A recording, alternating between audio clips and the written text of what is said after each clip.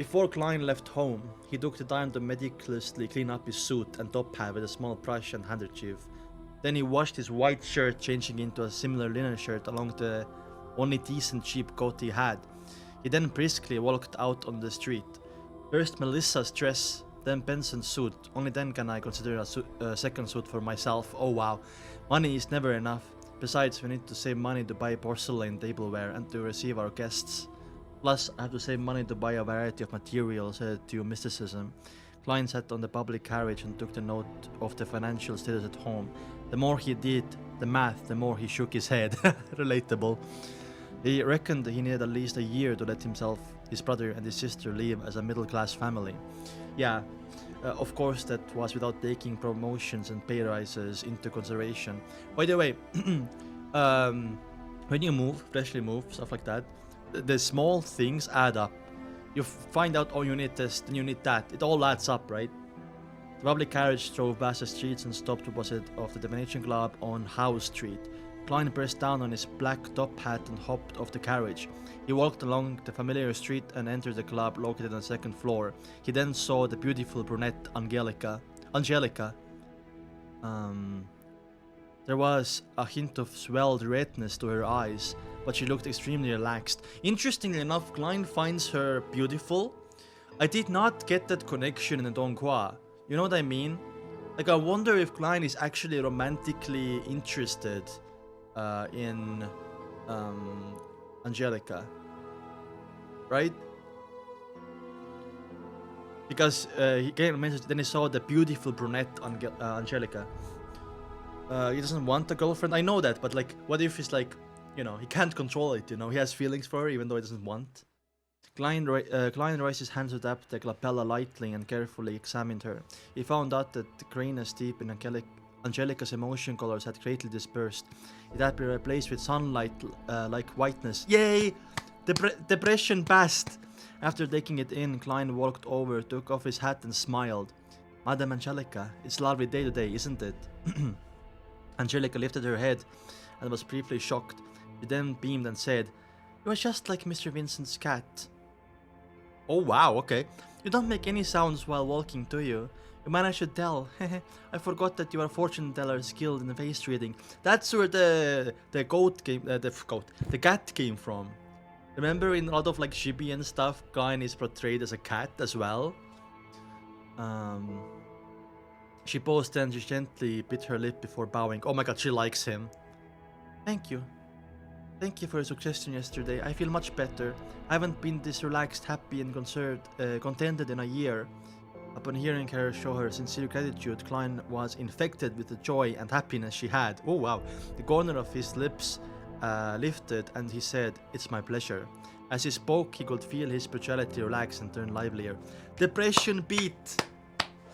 And is this what the seer potion wants? A seer that can clearly help the inquirer. Klein pinched his capella as though he was thinking before secretly tapping twice. It had to be said that he found the action of activating and deactivating his spirit vision in practice insufficiently inconspicuous. However, the problem was that he hadn't thought of a better solution yet. As he had just become seer recently, he spiritually had yet to reach his limit. And the same was applied to his mastery. Hence, there didn't seem to be many suitable locations for an activation switch for his spiritual vision. The capella was the best option by far. Username has like the world record of how many people she has blocked. When I become a true seer, after fully digesting the potion, I shall be able to design a more inconspicuous activation motion. Klein nodded unnoticeably and walked towards the half-opened meeting room. Coffee or tea? Angelica asked hurriedly. Desi coffee, Klein answered. He planned on trying out all the drinks the Divination Club had to offer. Oh, so you can pick his favorite one? Then he saw that there were 6 or 7 members present, but not Hannes Vincent. Who almost always was. Damn sus. Mr. Vincent isn't here. Klein stopped in his tracks and asked a passing question. Angelica was taken aback and she said, "Mr. Vincent doesn't come every day. He accepted an invitation to give a lecture for a divination organization at Emmet Harbor. Are you looking for him?" Not at all. I was just curious. After all, I've seen him every time I've come here. Klein shook his head with a smile. Meanwhile, he realized that there was a familiar face among the 7 members present. Glacis, who had divined for him before, was present. Yay, Glacis. Glacis was reading some information on the table with his monocle when he suddenly sensed someone looking at him. He lifted his head and cast his gaze. Obviously, joy suffused his face as he propped himself up with both hands and stood up. He dashed towards Klein and stopped before him. Good afternoon, Mr. Moretti. I have been wondering if you would come today. I heard from Angelica that you're not a doctor, but a fortune teller who is good at face reading. Klein smiled. Klein smiled. That's not the only thing I'm good at, Mr. Glacis. You no longer seem to plagued by your alignment. He pinched his forehead and tapped his glabella twice. He noticed that Glacis' health colors had returned to normal. Yes. Yes, I was very regretful for not taking your suggestion back then. Luckily, there is a very amazing apothecary. Apothecary mentioned, by the way. We are watching Apothecary Diaries tomorrow on stream near my place. He gave my wife a magical medicine which brought me away from death. Ooh, Glacis said emotionally. As a cohesive member of the Nighthawks, Klein asked out of occupational interest. Very amazing apothecary. Very magical medicine. Ooh, who is this person actually? Magical, how magical? Is it within the range of Beyonders? He said it was kind of folk medicine from Lenborg. In short, it helped him treating my illness a lot, Klein answered, without noticing anything abnormal about the question. Folk medicine apothecary? Klein tapped his glabella as though he was thinking. What's his name? Where does he stay? As you know, even a fortune teller can't guarantee that he will remain in the pink of health all the time. Perhaps I will need to go to purchase some medication from him in the future. Interesting. You're seriously getting into it. What's up, Chin? Klein learned from his teacher and classmates that the current health system in the world was in a nascent state. What does nascent mean? Let me look it up. I hear that word a lot.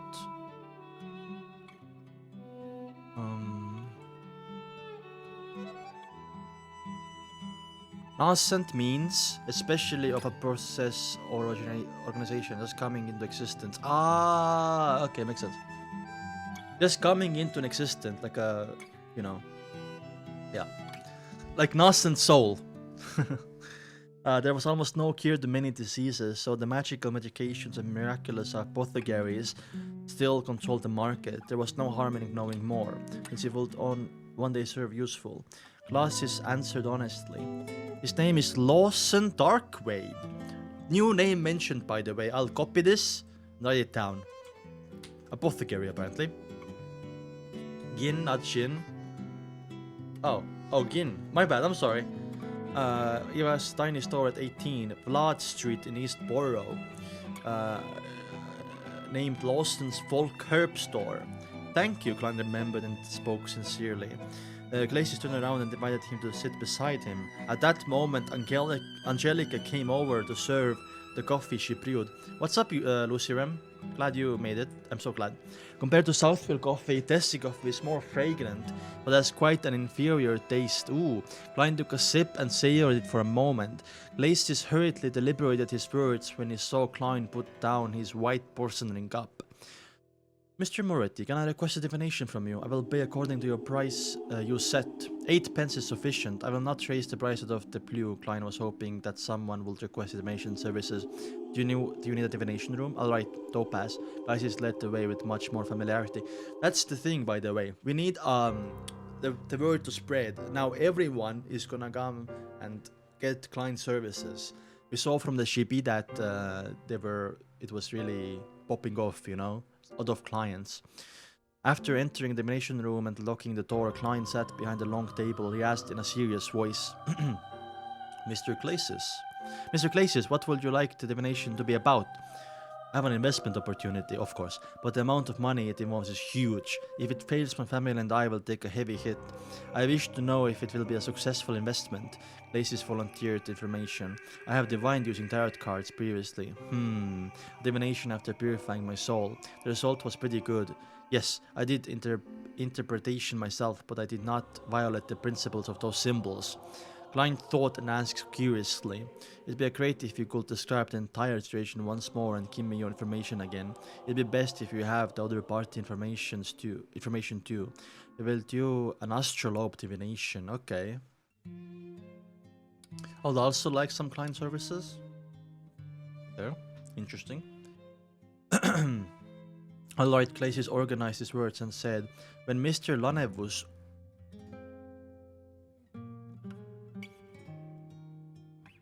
mentioned already, what? Okay, let's look in here. Clacius organized his words and said, when Mr. Lanevus examined the Hornatsis mountain range, he discovered a gigantic mine, rich in high-quality iron ore. He poured in all his savings to buy that land and hired a professional company to survey it. That was heartening one. I don't think he bought it, by the way, I don't think he bought it for the iron ore. He lacks funds needed for a subsequent development, so he formed a steelworks company and intends to apply for a loan from the bank using the project. At the same time, he will also issue a corresponding number of shares to raise his initial capital. The plan is still in its preparatory stage and promises fat returns. Ooh, Klein, who had been reading the newspaper recently and also happened to be a history expert, he knew that there were shares in this world. The stock market, basically. He also knew that the concept of shares was derived from Emperor Cell. Yeah, him again. Goddamn Emperor Cell. It's crazy to me. We found out last stream that Emperor Cell is like 16-year-old from China, right? He was in high school, like beginning of high school or something.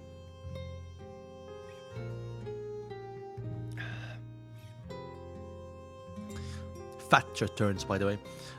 During the colonization of the southern continent, he had set up the West Palam Company and solved the nation's fiduciary matters successfully by raising funds from the public through the issue of shares. As such, he had the first mover's advantage from colonization, of course. Because the returns were great, this development continued on.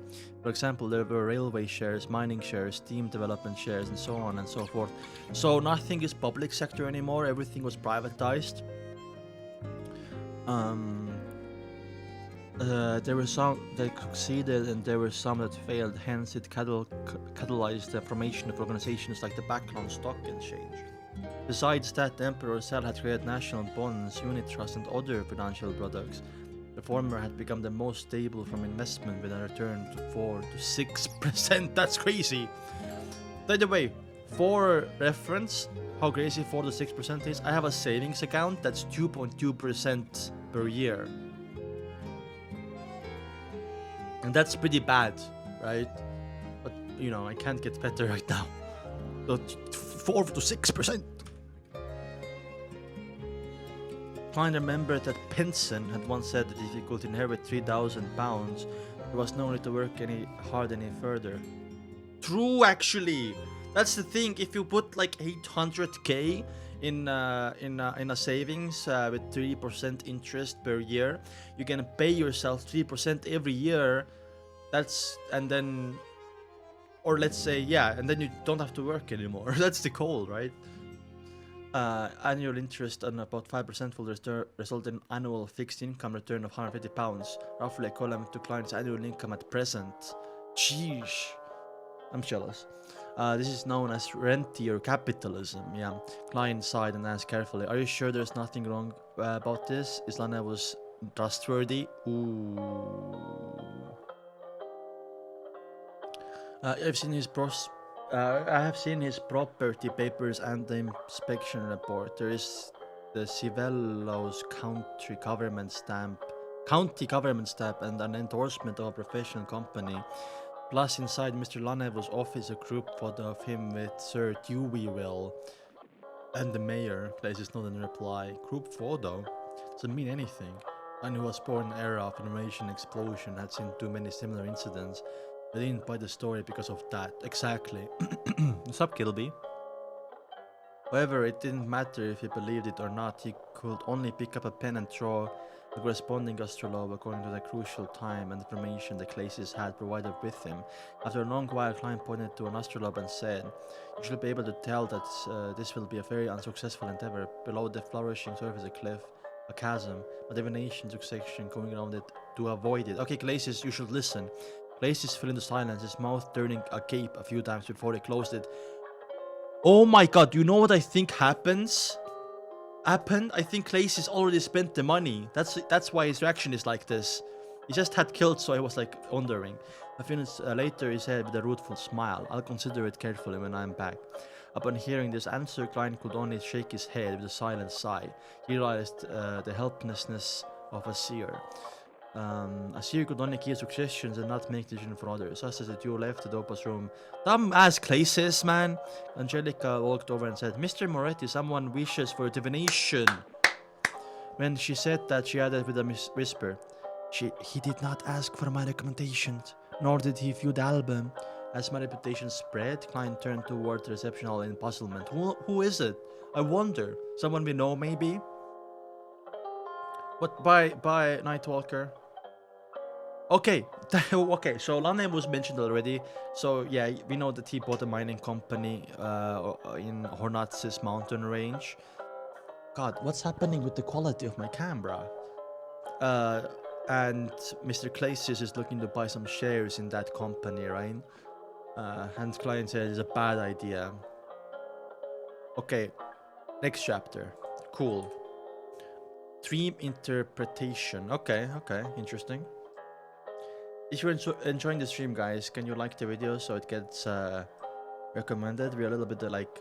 My videos are not getting recommended recently for some reason, so... Okay, let's check something, guys. Before we jump into the ball. Apothecary Diaries won with 53%, so... Tomorrow, we're gonna watch Apothecary Diaries on stream. Very close ball, by the way. Now... where is you? XS Fanber. You said me diaries. Why? Care to explain? I even downvoted you.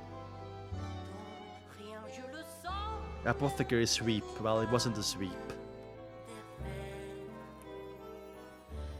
But yeah. I want 200-word explanation by Tuesday. Okay, let's continue.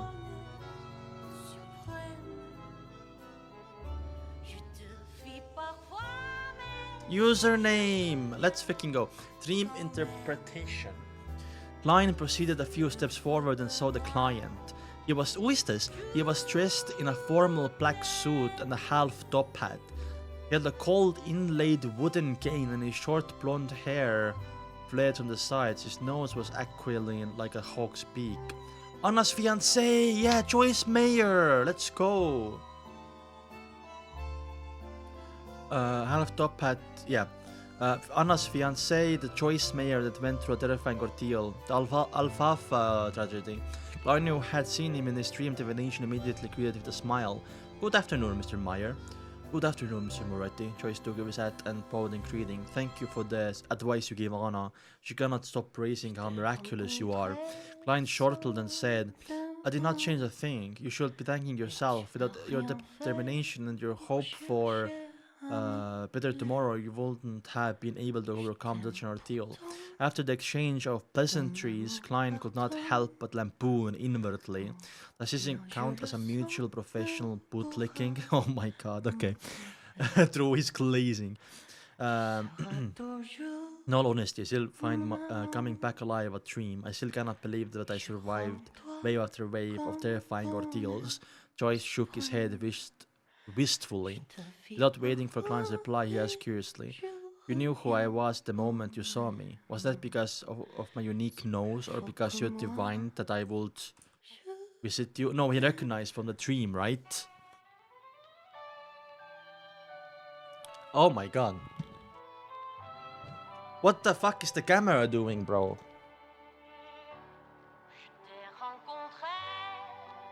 Okay. Fixed? Sorry guys, I was too locked in the story, man. Thank you. See, okay, yeah. I had your detailed information is enough for a seer. and answered vaguely, behaving like how a charlatan would. Joyce was indeed stunned. More than 10 seconds later, he squeezed a smile. Mr. Moretti, I wish to request a divination from you. The moment he finished his sentence, suddenly realized something. Mr. Klein had addressed himself as seer, not a fortune teller, a seer. Oh my god, there are gonna be rumors. Alright, let us head to Topaz, Klein gestured. At that moment, he felt as though he should have worn a long black robe. He tried to keep his words to a minimum and to accentuate the mystique of a seer. Joyce Mayer locked the door behind him after entering the divination room. While he observed his surroundings, Klein seized the opportunity to tap his lapella twice and activate spirit vision. Let's see. Joyce sat down and set the guy down beside him. He pulled on his black bow tie and said hoarsely, Mr. Moretti, I wish you to interpret my dream. Okay. Lower the music element. No, it's too quiet, I think. I think it was okay, right? Okay. Because of his weight and his struggling, I could not bear the weight and could only release my hands and watch him get over it. Wait, what? Oh, sorry. I skipped the page. Dream interpretation. Klein acted as though it was within his expectations, but I was merely asking for confirmation. He saw that the colors representing Joyce's health were tall. None of them signified an impending illness. Colors symbolizing his emotions were predominantly blue, and his darkness showed that he was obviously high-strung. Joyce nodded seriously. I've had the same horrific dream every night ever since the Alvalfa arrived at Enmat Harbor. I know that this could be associated with the trauma of the ordeal and that I should go see a psychiatrist, but I suspect that this is no ordinary dream. A normal dream will definitely have some details that are different even if they recur every night. But this dream is, at the very least, constant in the parts which I can recall. To a seer, these kinds of dreams are seen as revelations given by the divine, Klein said, half consoling and half explaining. Can you describe the dream to me? Okay, I'm gonna come closer then, right? Joyce clenched his fist and held it to his mouth. He thought deep for a moment before saying, I dreamed that I was falling from an alpha into the ocean. The ocean was dark red, as it was filled with rotting blood. As I fell, I was grabbed by a person on the boat. I could not identify him, but I know that he was very strong, and I was holding onto a person in an attempt to save him from falling into the sea. I know that person. He was a passenger of the Alpha, Yonis Kim. Interesting name. A lot of names have been like, you know, sounding like English names, but Yonis Kim does not sound English. You know what I mean?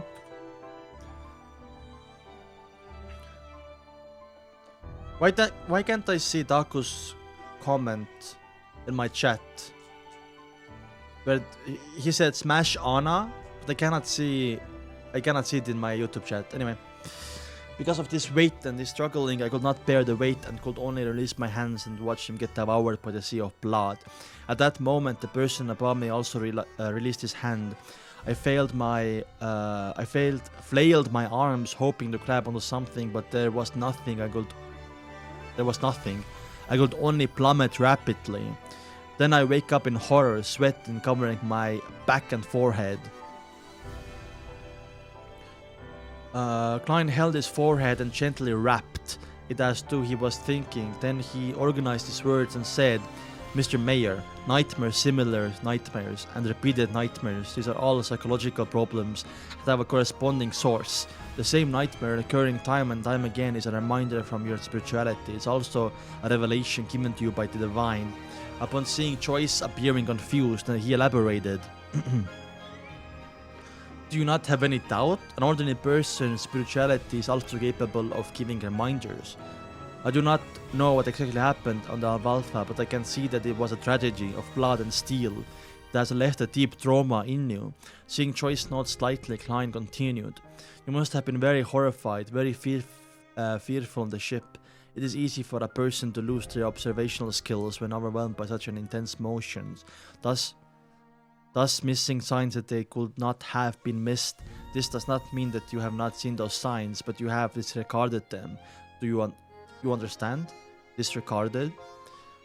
In your subconsciousness, in your spirituality, the details that you have missed are present all the time. If the thing that the detail is pointed toward is important enough, then your spirituality will remind you in the form of a dream. Ooh. Previously, I had similar case of disregarding a feeling, only to later realize that the diary was with Ray Bieber, but I was more sensitive and had stronger spirituality, yeah. I was also more knowledgeable about mysticism and thus could make up deduction more quickly. Klein paused for a few seconds and looked into Joyce Mayer's eyes. Did Mr. Eunice Kim, who you let fail into the sea of blood, requested you of something on the boat, but was ultimately unable to escape this fate?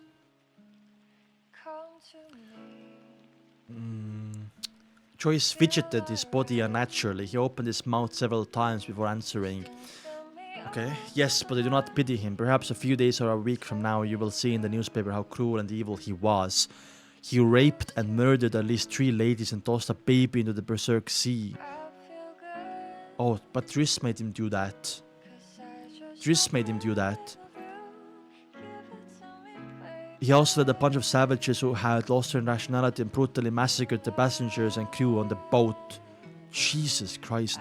He was scheming, strong and evil. I did not dare, nor could I stop him. I could only have fortified my life. Damn, very gruesome details. I'm not doubting that you did what you did, Klein said, making clear his stand. Then he explained. But your dream is telling me that you are feeling regret and sorry. You believe that you should not have released your hand back then. Since you believe that killing him was an act of justice, then why are you feeling regret and sorry for it, so much that you have recurring dreams about you releasing your hand? I don't know either. Joyce shook his head confused. Klein crossed his hands and placed under his chin. He attempted to analyze the situation, like this, like my thumbnail. Incorporating what I just described, it seems that you have missed certain details. For instance, anything that Eunice Kim mentioned, his contents of his plea, the way he presented himself, etc. I cannot recall the incident for you, so please think about it carefully. Yeah, details. There's nothing. All he could say back then was, "Spare me, I surrender," Joyce muttered in puzzlement. Klein did not know exactly what happened, so he could only guide him based on what he understood from the dream. Perhaps you felt that Eunice Kim was more useful alive, then he would prove something or to explain something. Joyce knitted his brows. It was a while before he said, "Perhaps. I still find the conflict that arose on the Alfalfa happened too suddenly and turned intense too quickly. It was as if the passive evil in everyone's heart just erupted uncontrollably. It was too abnormal, very abnormal. Perhaps I wish to integrate Eunice Kim, why he acted as though he was possessed by the devil in the first place." Klein suddenly had a stroke. Out of context. Klein suddenly had a stroke of inspiration after hearing Joyce's dreamy description. He spoke mysteriously with a tone unique to charlatans. No, that's not the only reason. What? Joyce seemed shocked. Klein closed his hands and held his chin up. He stared straight into Joyce's eyes. Oh my god, scary. And said with a slow yet forceful tone, "Not only did you find a matter abnormal, but you also saw some things that you disregarded, and putting together these things that you disregarded results in a terrifying conclusion. Your spirituality is telling you that there is someone who should be under the highest suspicion, and that person is the one who had grabbed you but ultimately released his hand in the dream. You do not suspect him subconsciously, and thus you are unable to identify him. He's your partner. He once had control over your fate, or maybe even saved you before. Damn." Sheesh. Joyce leaned back suddenly, slamming into the back of the chair with a tall thud. His forehead slowly became laced with sweat. His eyes filled with confusion. I see it." Joyce suddenly stood up noisily, causing his chair to wobble and nearly fall. "Mr. Triss." He used all the energy in him to utter the name. He was friendly and bashful little boy, the round face. He was hero that saved the survivors. Klein did not interrupt Joyce's thoughts. He leaned back slightly and waited. Damn! Joyce's expression changed several times, finally returning to normal, a normal that had a little paleness. He revealed a rueful smile. "I understand now. Thank you for interpreting my dream. Perhaps it is time for me to make a trip to the police station." He took out his leather wallet and wished out one solid note. I do not think that money can fulfill represent your worth, and I can only give you the price you asked for. This is for you. Joyce pushed the note toward Klein.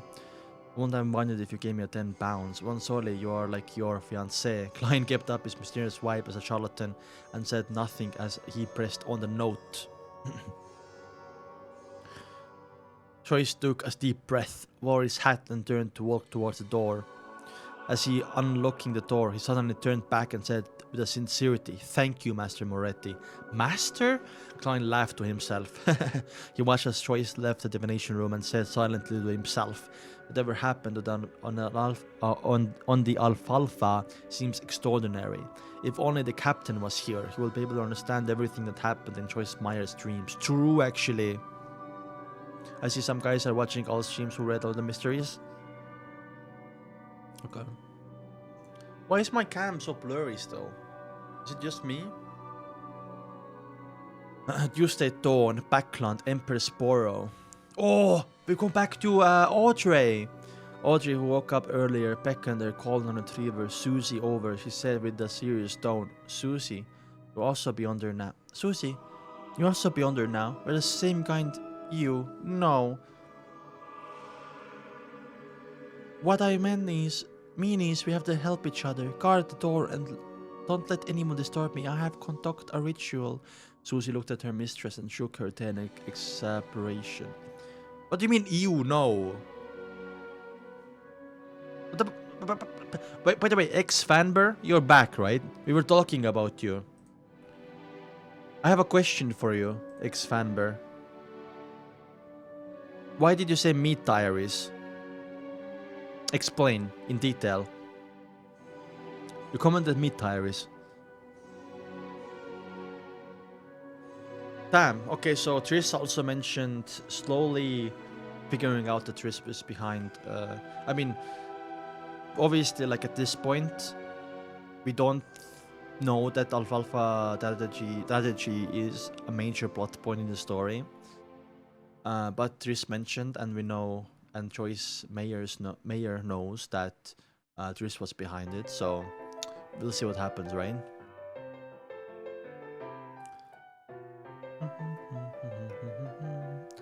Okay, Jin. That's Kin. Kin or Chin? Meat diary. Also, there was an apothecary mentioned earlier named Lawson Darkwaid, so I feel like we're gonna pay him a visit in the future chapters. So let's go. 64 Instigator. Isn't Instigator Instigator sounds like a Beyonder pathway sequence. Let me check my notes. Let me go to my drive.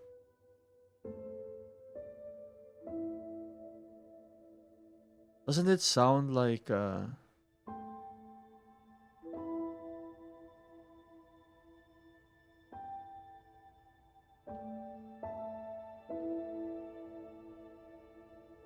Sleepless, Instigator, Swindler, Instigator. Yeah, Sequence 8 Assassin. See? That's why it was familiar.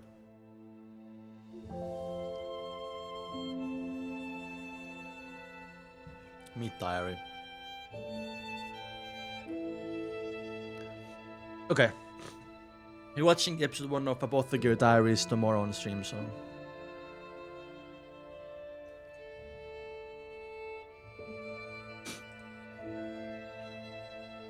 Mao Mao? Let me blow my nose.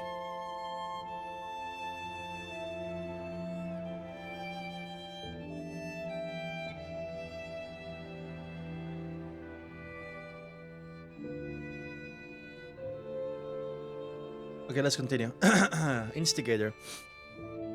After instructing her golden retriever Susie, Audrey paced around seemingly worried. Yes! She too was uncertain if the heuristic magic would result in anything odd. Let's do this. Her eyes turned calm as she used her state as a bystander to view the imagined process. Soon she came to the new arrangement. Audrey unlocked the door to her bedroom and said to Susie, "Susie, sit here. If Annie and the rest try to barge their way in, immediately go to the bathroom to inform me." order to prevent any accidents, a personal maidservant had the key to unlock her door. Susie looked at her enigmatically. They wagged her tail twice. I wonder if Susie's trying to communicate by wagging her tail, you know what I mean? Very good. Very good. I will let you choose anything you want for lunch today. Audrey pumped her fist gently. After extorting Susie, she entered the bathroom. The square bathtub was 3 to 4 meters on each side. There was clear water dripping gently in it, with steam emitting from it. It was quite a dreamy sight. Audrey tidied up a rectangular table with many bottles placed on it. Then she went back out and moved candles, sacrificial items, and white robe over. Immediately after that, she closed the bathroom door. Okay, interesting. With everything done, Audrey heaved a sigh of relief and picked up a translucent light blue bottle beside the 4 candles. The cylindrical bottle shimmered dreamily under the light. It was the essence oil she had distilled from mixture yesterday. As an enthusiast of mysticism, she had no lack of research regarding such items. She had many different kinds of extracts, flower essence, perfume, essential oils, and incense that she brewed herself at home. As such, she had already finished the initial preparations according to the fool's instruction. Moonflowers, gold mint, slumber flowers, fingered citron, and rock rose. What an odd concoction, Audrey mumbled softly. Oh, one of has to cleanse one's body and calm their mind before engaging in such magic. It is a form of reverence of the divine, to the target. As she went through the entire process in her head, she placed the ritual essential oil beside her bathtub. She reached out and began disrobing what she wore at home. Excuse me? Pieces of her clothing fell in the laundry basket one after another. Audrey coiled up her hair and bun and tested the water. Guys, you know, I have a really... how do I say it? When things are happening, I like play it out in my head.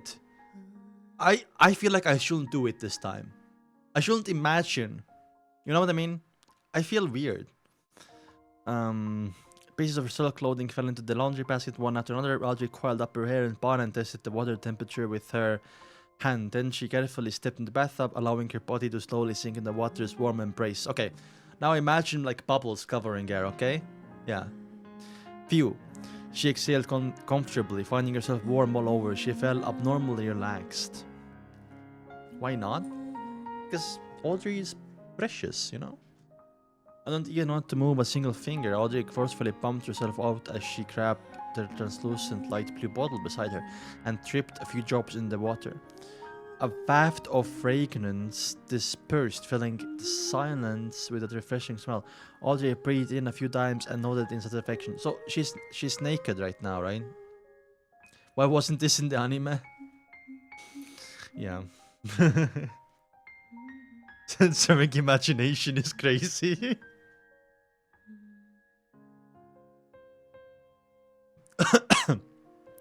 Not bad. Not bad. It smells really good. How relaxing. How comfortable. I don't want to move at all. I wish to lie here in silence. Silence. Silence. Silence. After losing her sense of time, Audrey suddenly heard barking. She opened up her eyes in shock, looking her side in a daze. She had no idea where Susie had opened the door and entered. She was squatting outside the bathtub, looking at her. That's why, with an exasperated look. She's a minor. That's why I'm censoring in my head, by the way, guys. You should do it too. As she rubbed the corners of her eyes, Audrey felt that water had cooled down quite significantly. I fell asleep, she subsequently asked herself. Susie looked at her without barking or wagging her tail. The effects of the bottle of ritual essential oil, sir, is great. Yeah, really great. Audrey chuckled dryly as she explained with a cheerful tone. She doed up, retrieved a towel, and she wiped her body, said to the golden retriever beside her, Susie, continue keeping watch. Do not let any rest enter. Hey, she's just... Okay, guys, stop. Guys, stop. Chat! Ding, ding, ding, ding, ding, ding, stop. She stood up, retrieved the towel, yeah. Only when the golden retriever left did she secretly stick out her tongue. She drew her towel aside and wore a clean white robe. Oof, I can uncensor my brain now. After closing the door in the bathroom, Audrey recalled the ritual she had memorized. She picked up 4 candles and placed them on the 4 corners of the table. A loaf of white bread at the top left corner. A bowl of peanut butter noodles. Oh damn. At the top right corner. It smells great, but it's a little cold. No, it's not time to think of this. Paella. Paella? At the bottom of... Paella? Paella? At the bottom of the left corner. And desi bai at the bottom right. Isn't paella a Spanish food? Others set up an altar according to the full subscription, seriously shaking her head twice during the process. After she was done with the preparation, she left her 4 candles lit. She picked up a silver knife and stabbed it into the piece of coarse salt. After narrating the sacred incantation Hermes, Audrey raised her knife with the beautiful patterns and placed it into a cup filled with clear water. Who's living my dream? Yep. After focusing her mind, she pulled out the silver sacred blade, cogitating her spirituality to spew out and spread from her blade. Invisible energy spewed out as Audrey held the knife and circled the altar once. When she felt that spirituality wall was fully erected around her, she expelled all the uncleanliness and distractions outside. Maintaining her spectral state, she prevented her excitement and joy from affecting the ritual. She put down the silver knife and picked up the tiny light blue crystalline bottle and dripped a drop of each candle. Sizzle! A faint fragrance emanated as Audrey's body, heart, and soul seemed to attain tranquility. She drew a breath as she lowered her head in reverence and began chanting the incantation in Hermes. The fool that doesn't belong into this... Okay, this is aura moment, guys. Aura. The fool that doesn't belong to this era. You're the mysterious ruler above the grey fog. You're the king of yellow and black who wields good luck. Sheesh. I pray for your help. I pray for your loving grace. I pray for you to give me a good dream. Moonflower, a herb that belongs to the red moon, please bestow your powers to my incantation. Fingered citron, a herb that belongs to the sun, please bestow your powers into my incantation. Right after Audrey chanted the incantation and hoped to cogitate contents of her plea, she felt there was a stir within the spirituality well. Okay, so it worked. She saw a dark red star swirling up on the back of her hand. Her heart leaped as she hurriedly closed her eyes and calmed her heart to bleed sincerely. It's like this dark red star is like the things we find in the grey fog, right? When everything was over, she surveyed her surroundings wondrously, but did not find anything odd. Is that all? Audrey knitted her eyebrows slightly as she whispered. Praise the fool, exactly. The king, yellow and black, wields good luck. The fool doesn't belong to this era, and the blue the king of yellow and black who wields good luck. The fool that doesn't belong to this era. In the Blue Avengers captain cabin, Alger Wilson, in his daddy by the way, in his windstorm robe, was silently reciting the 3 lines of description he had heard in the afternoon. He seemed to be attempting to find clues of the person's identity through it. He shook his head and stood up in a clearly vexed manner, but ultimately did not do anything. Olga was not at ease inside the Blue Avenger, an ancient ship that was a relic from the Tudor dynasty. Okay, although he was already in control of the ship, he had a gut feeling that there were still many hidden secrets, just like the Blood Emperor. Okay, this is all new by the way. This Audrey stuff and this Olga stuff is all new. Therefore, he planned on using the ship to test the fool's powers, but did not wish to attempt unknown or strategic magic on the ship. Olga ruminated for a few minutes before leaving the captain's cabin and went on deck. He said to a few sailors he will be reaching the Rorstead archipelago soon. He will be anchoring there for a day. Okay. So, Rorstead archipelago. Rorstead? Just look at chat and why people are talking about erected. Oh, Audrey shower scene, I guess. Hello, Hopeland. The sailors immediately cheered as they shouted in unison, "Thank you, my lord!" As the ghost ship did not need sailors, there were very few sailors on board. There was no need to worry about their supplies being able to enjoy fresh food and clean water.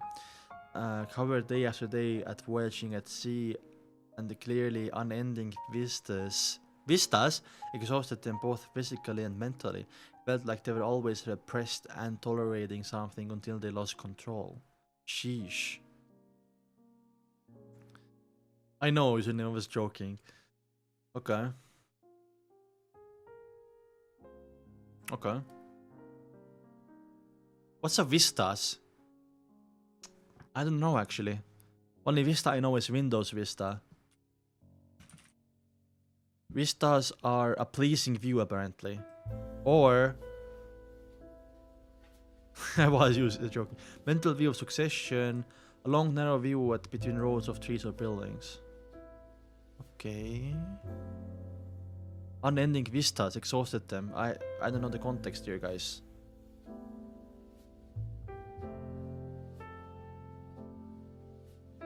It amazes me how you see says these things with a straight face. I'm trying to be funny, you know. I don't know if it's annoying. I can stop. By the way, just let me know. So Windows Vista is just a pleasing looking Windows, I guess so. It's not? Okay. Validating, yay. As for Rorstead, Archipelago, it was famous colony on the Sonia Sea. Their business was booming. Ooh, like a trading place. Their business was booming and they had all kinds of industries. I simply can't wait. A crew member gyrated his hips and sniggered a meaningful laugh. What do you mean, gyrated his hips? What does that mean? Member gyrated his hips and sniggered a meaningful laugh that all men would understand. Okay. On the public carriage towards Suitland Street. Okay, we're back at... so Alger one was really short. So Alger is stopping by at Rostov Archipelago. I'm guessing he's gonna do the prayer as well. And also the prayer. Isn't you wanna say that word? Sniggered? Why? Oh! This is silent. Wait, stop. I was about... Okay, stop. Please stop, guys. Now I understand why. Now I understand why. Okay. I did not realize. On the public carriage towards Suitland Street, Klein, who was reading the newspaper leisurely, suddenly jolted. He seemed to hear an ethereal voice calling out to him. Okay. Oh. Murmurs again, I guess. Shapeless murmurs resounded in his mind as his forehead throbbed uncontrollably. The contents of the calling that could not be heard left as fast as it came. In just 10 seconds it was gone. Klein pinched his forehead and resisted the throbbing pain deep in his brain. Is the murmurings of unknown existences that old Neil mentioned a result of having enhanced spiritual perception? Thoughts flashed through Klein's mind as he suddenly saw 4 black dots appear on the back of his right hand. Oh, it's because Audrey is praying, that's why. They were like tiny, inconspicuous moles. The 4 black dots that stemmed from the luck and charm ritual quickly sank, dimmed, and vanished. Klein looked at it surprised and had an additional guess about what just happened. So when that happens, by the way, in episode 5, we saw Klein getting stronger when Audrey was praying to him. I'm guessing he gets like a spout of energy when someone is praying to him, right? Justice or the hanged man has attempted a ritualistic magic I gave them. Was my brain of thought right? Yeah. Those 3 descriptions have precisely pointed towards me through the mysterious space above the grey fog. But I'm far away from powerful enough. I can't hear the contents of the requests. I wonder if this information is stored above the grey fog. Oh, like you can access it later? Yes, I shall confirm it by entering tonight. It just woke him up. Oh, Merlin, okay. I see hope then, okay. God, that's actually a really good thing to clear up, by the way. Klein felt a little perturbed and agitated. Perturbed, my bad. And agitated, he quickly raised his newspaper and hid his face, preventing anyone from seeing the changes to his expression. Soon he arrived at Suitland Street and entered Blackthorn Security Company. Before he could greet Roseanne, Klein saw Captain Don Smith walk out. He held a piece of paper with a portrait on it. Take a look at the internal warrant of arrest. A very cruel and vicious beyonder was Enter Tingen. Dressed in his black trench coat, the hatless Don swept his gaze over and handed the paper in passing. Who might that be? Wait. A very cruel and vicious beyonder has entered Tingen. Cruel. Klein received it, and the first thing that entered his vision was a portrait sketch. Okay.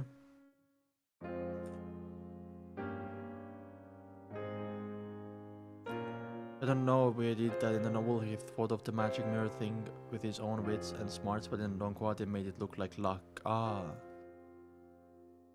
The sketch was a boy with a round. Oh, Triss. He looked amiable with a tiny hint of bashfulness, and was fairly young, probably about 18 or 19 years old. Triss, a suspected beyond the initial estimate that he's a sequence 8 instigator. Oh, there we go. I have instigator written down as well. What the fuck's 90 spiral? I'm going schizo, guys. And we're not eliminating the possibility that the Theosophy ordeal is behind it. The culprit behind the massacre of the Alfalfa, according to the witness testimony. Oh, Joyce Meyers went to the police. He came to Tingen after leaving Enmat Harbor. His current whereabouts are unknown. What's up, Unio? This Alfalfa, it's actually a crime committed by a Beyonder. Client suddenly recalled the dream interpretation from yesterday's afternoon and Joyce Mayer's description. Immediately said, Captain, I know one of the witnesses. He might very well be an important witness. I know Joyce Mayer. My help was requested by the Machinery High Mind last night. I saw you in Joyce's dream. Oh wow. So Don Smith, yeah. Many details have led to a confirmation that Alfalfa tragedy was a result of Triss. Don's grey eyes looked unperturbed and she chuckled. How uninteresting. Captain, thankfully it was my rest day yesterday and not me acting as a seer during working hours. Ryan lampooned. He barely missed the horror of being caught skewing by his direct superior. He asked instead, which sequence pathway is instigator? What kind of organization is the Theosophy Order? Okay, interesting. Isn't they're not calling it Demoness Sect? Maybe they misunderstood about his alliance to a different order.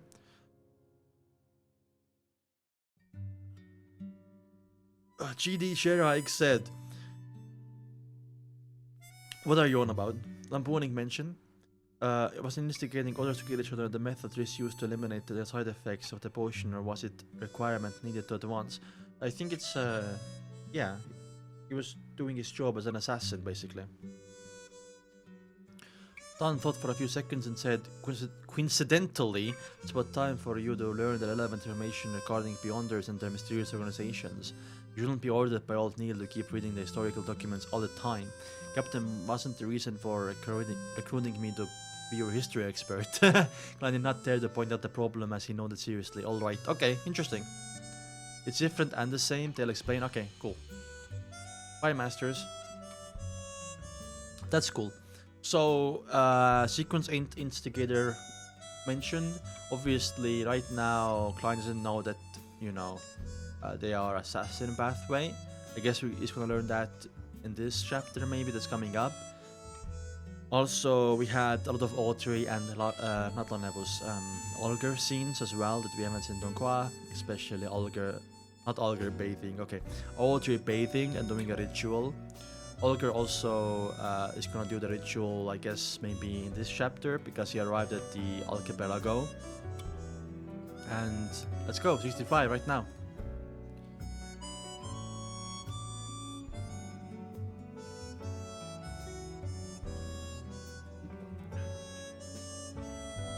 Let me blow my nose.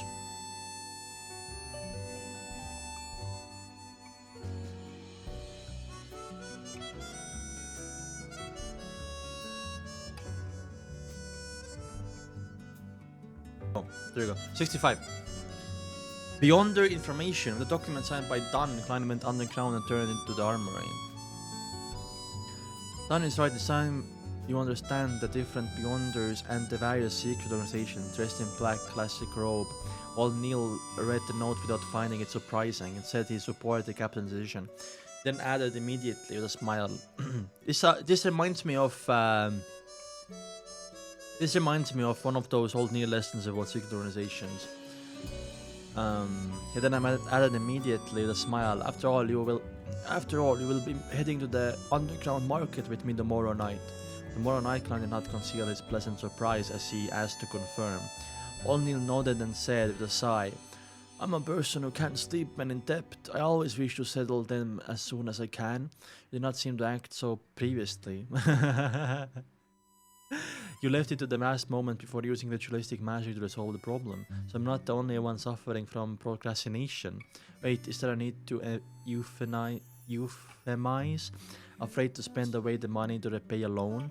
I did not expose old Neil and instead urged, Hunk Neil, I'll be troubling you to retrieve the corresponding information from Johnny's gate.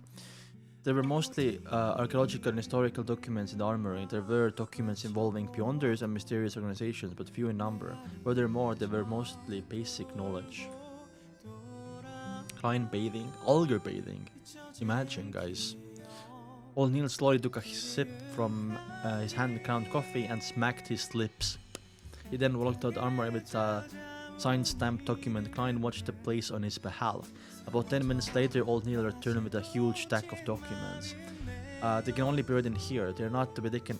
They can only be read in here. They are not to be taken out. He warned as he placed the information on the desk. All right.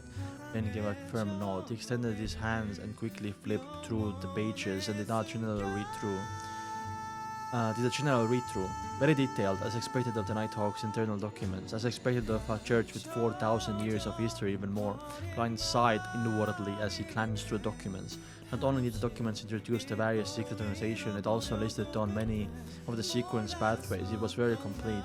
Some of them only wrote the potion name of the corresponding sequence, while others only described the beyond their abilities to the corresponding sequence. Some were completely missing and left blank. I wanna know. But holding back his excitement. I'm actually so fucking excited as well. While holding back his excitement, Klein found the sequence pathway that led from Seer. He ruffled through the pages and soon found a familiar word. Then his delighted expression quickly froze because there was no corresponding potion name. Sequence 7 and 8 after Seer. No! None of the abilities of the following sequence are present. Klein silently exhaled as he calmed his mind and read the description seriously. My prediction for sequence 7 is... I had a few ideas for sequence 7. Trickster, Wizard, Magician. That's my, prediction for sequence 7. One of those three. Sequence 8's potion name unknown. The corresponding Beyonder is good at fighting with artifice and very crafty. Yep. Good at fighting with artifice. This is the next advancement of Seer. Why does it feel odd? I'm not a hunter. Am I going to become a melee range? What does crafty mean? Damn. Very vague, right? My intelligence is enhanced, making me good at fooling the enemy. Klein was stunned. He even suspected the Nighthawk's information was wrong. Animal trainer? Ooh, wait, there was a... True, that can be a sequence name as well, animal trainer. Huh. There were corresponding... I think Trickster? I want it to be Trickster so bad, man. Trickster sounds cold. There was corresponding case studies appended, but he could not find a reasonable explanation despite reading it repeatedly. He cast his gaze lower as the description of sequence 7 entered his eyes. Okay, let's see. Potion name unknown. The corresponding Beyonder is good at many spells that can be quickly cast. Fuses one body skill and supernatural powers as one. Huh.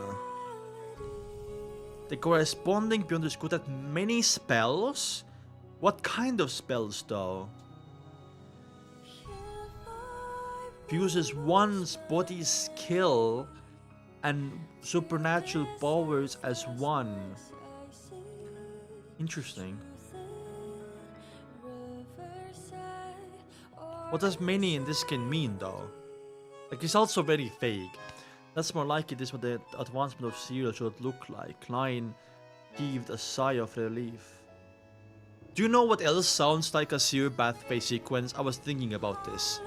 Prophet.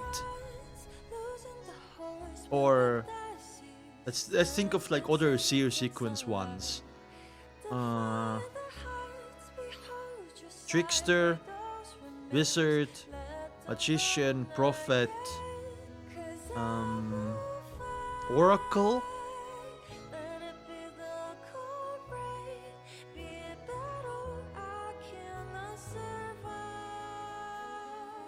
Joker.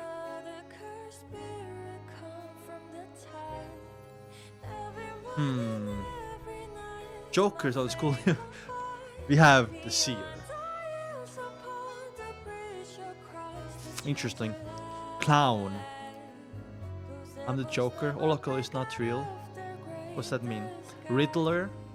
Ooh, Riddler. Okay, I'm gonna just in case read the chat because you are maybe leading me, you know? After seeing the case studies of Sequence 7, they cast his eyes on the overall description of the pathway. The Sequence pathway was the first established by the Solomon Empire's Saratul family. During the conflicts of the Fourth Epoch, the family was not fully destroyed. The family's name was occasionally heard in the history of Fifth Epoch. It was suspected to be connected to the ancient organization, the Secret Order. Saratul, upon seeing the name, Klein eyes constricted. He had just seen the name appear in the remnant diary of the Emperor Rosell yesterday afternoon. Rosell acting came from a reminder about the mysterious figure known as Saratul. Because of that mysterious Saratul, Emperor Rosell regretted not choosing Seer. Therefore, it was indirectly influenced turning him into a Seer. It makes acting return to the embrace of the Seer. I feel like it was all predestined. Klein knitted his brows and felt that things were somewhat different. Okay. Just from the logical chain, he did not feel that there was anything wrong in any aspect. However, in the domain of mysticism, predestiny often manifested things and involved new problems. In addition, transmigration is quite a baffling matter. It's just confusing, and the guy I possessed tried to commit suicide because of the lost notebook of the Secret Order. Klein thought for quite a while and had many guesses, but lacked information needed to prove them. Phew! After repeated reading the information, he finally suppressed his ideas and read other records.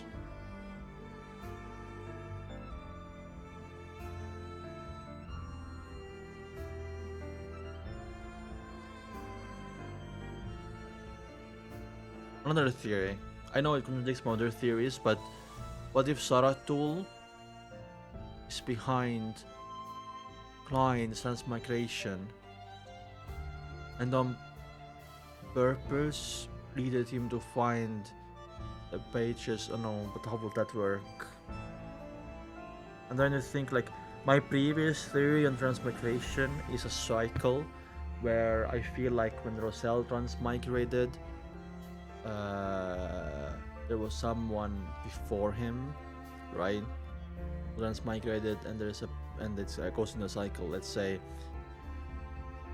God transmigrates a person, that person becomes a god, transmigrates another person, that person becomes a god, transmigrates Rosell becomes a god, transmigrates Klein. That was my theory of cycle of transmigration, right? And then future Klein becomes a god and transmigrates a new person, and that's why we have COI book as well, a sequel. That's what I'm thinking. But what if instead it's Saratul and the high sequence Seer can transmigrate someone? But that doesn't really make sense though, because Rosell and Saratul are the same age. So who transmigrated Rosell? Song is louder, is it actually? It's very low for me. Okay, let's change the song. Here's the playlist. It's actually not a playlist, it's just Lies of P. Why are Rosell and Saratul this? Maybe they're not actually. Good question, by the way. They were alive during the same period, but maybe Saratul was a higher sequence, that means there's a longer lifespan. No, Fanberry, didn't miss anything. I just assumed that because they're alive at the same time. I'm changing the song, by the way.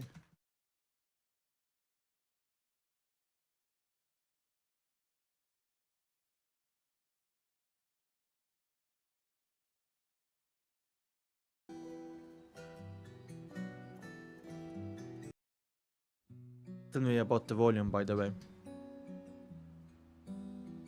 Where was I, by the way? I think I finished this page. He first found the Sailor sequence and discovered that it indeed belonged to the Lord of Storms.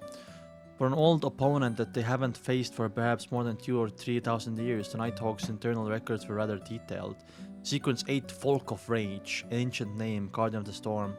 Oh, so there was an ancient name and a new name. The corresponding, because of the first and second slate, right? Corresponding Beyonder can release several strikes that exceed ordinary thresholds. When in range, their strength and speed are greatly enhanced. Facing them is like facing a storm. Sequence 7, Seafarer. Ancient name, Storm Priest. The corresponding Beyonder is also a scholar of astronomy and geography. They have intuitive grasp of magnetic fields, ocean currents, wind directions, and clouds. A boat with seafarer will never get lost at sea. They are even more beloved by the oceans and gain enhancements in every aspect at sea. They are friends of water. They can act freely underwater for some more than half an hour. They can cast a limited number of water-related spells. Some are a result of their own capabilities, and some are bestowed from the Lord of Storms, for example. Wait, why? Nobody told me the chapter thing wasn't up.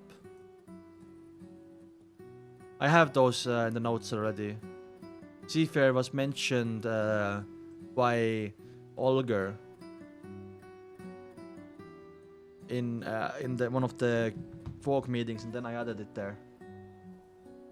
Do you mean the ancient names as well? A Sequence 7 Seafarer is very powerful, Klein nodded while in deep thought. He suspected that Hangman was the guardian of the storm, if not a seafarer. He is. From how he was recently advanced, it was more likely he was the latter, exactly.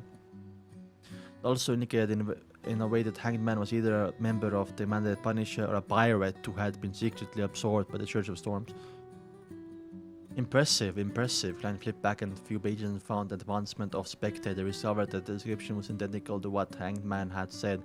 Sequence 9 Spectre was like a seer. They lacked direct combat means and could only observe a target to obtain information, gleaning the true thoughts of the target. By doing so, they will provide subtle influences and guidance to cause situations to develop in a way they wish. Sequence 8 Telepathist was advancement of Spectator. Their observation was not only limited to superficial details but deep into one's aura, ether body, or other mysterious domains.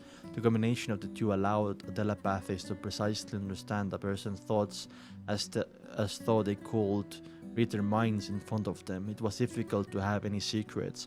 Sequence 7 Psychiatrist, which is also known as Psych-Analyst, had further enhancements about the Sequence 8's foundations. They could begin directly influencing a target. For instance, they could treat the target's maniacal problems, or alternatively cause them to turn maniacal and lose their reason. Jesus, that's dangerous! Oh my god! Oh my god! Huh. Beyond it is very difficult to be noticed. After reading the description, Klein made a reasoned judgment. After understanding the relevant information concerning the gathering members, he flipped to a Church of God and Steam and Machinery. This was because Emperor Cell had chosen a savant sequence. Yeah, we know that. Sequence 9 Savant. The corresponding Beyonder believes that the knowledge is power. They have a rough understanding of supernatural, but are more knowledgeable about aqua regia, nitroglycerin, and complicated bolts and gears. They seem to know everything. It's no wonder the Emperor Cell had his potions with him perfectly, allowing him to press his advantage to the fullest. Klein understood completely as he shifted his eyes down. Yeah, true.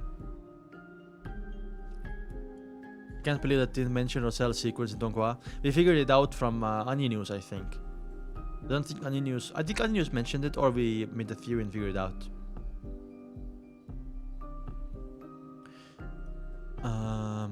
No wonder that Emperor Cell said that this potion suited him perfectly, allowing him to press his advantage to the fullest. Klein understood completely as he shifted in his eyes down. After several case studies, the corresponding sequence 8 finally appeared in Klein's vision. Archaeologist, new one. This possesses a good deal of knowledge about history and outdoor survival, as well as forbidden knowledge about ruins. They have a strong enough body and ability to face everything. Okay. Archaeologist. Oh, I wonder if the apothecary guy is actually apothecary.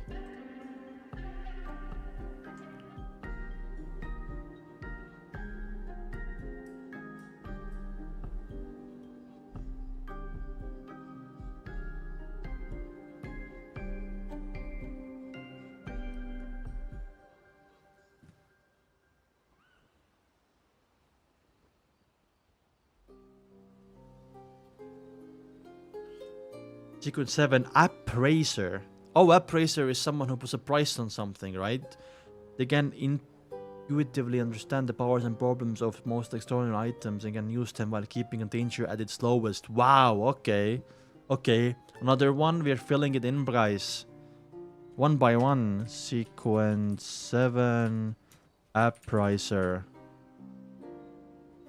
There we go. Why is Jera doing that, by the way? Are you okay, dude? Are you, like, doing okay? 1 second.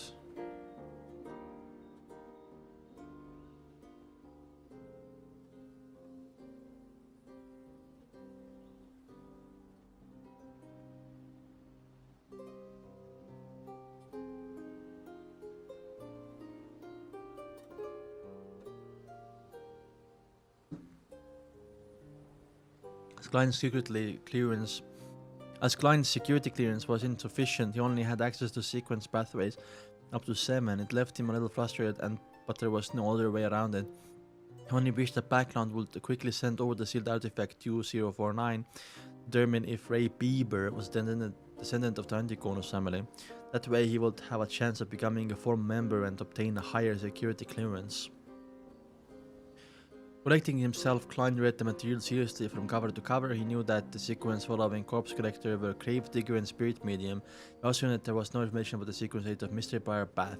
Not only there was no name for the potion, but even the description had been left blank. There was a name for sequence 7 of that Bath, Warlock. Oh, we know that. We know that sequence 7 is Warlock from old Neil lessons, right? That sounds so crazy though. Warlock.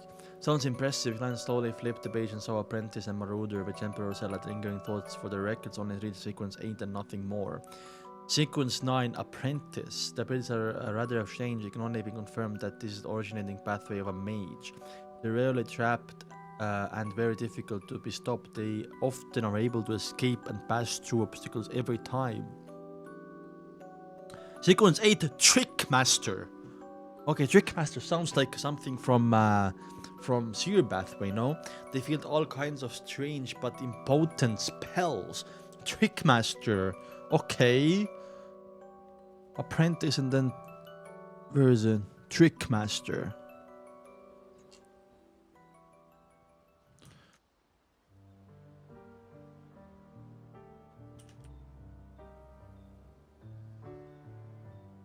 Trick Master.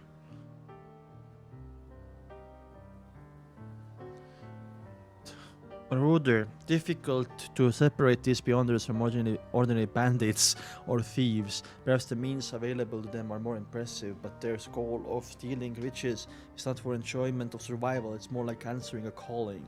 Sequence 8, Swindler, Lanevus. They have also discovered traces of beyonders in fraud investigations and gained employment from swindling. Gain enjoyment from swindling. This is acting in a different form, isn't it? If I had the choice, I might have chosen Apprentice, Klein silently said to himself. Suddenly he's discovered a corresponding sequence potion of the culprit of Alpha Pathology, Triss Instigator. Ooh, Demoness Sect. There we go. Demoness Sect. I'll take a quick bathroom break, guys. We learn more about pathways, writing it down. It's really fun. I seriously can't wait for Volume 2, because I'm gonna be blind on so many things, and that's most exciting, is crafting theories and talking about it. So yeah, I'm so excited. Anyway, I'll be right back.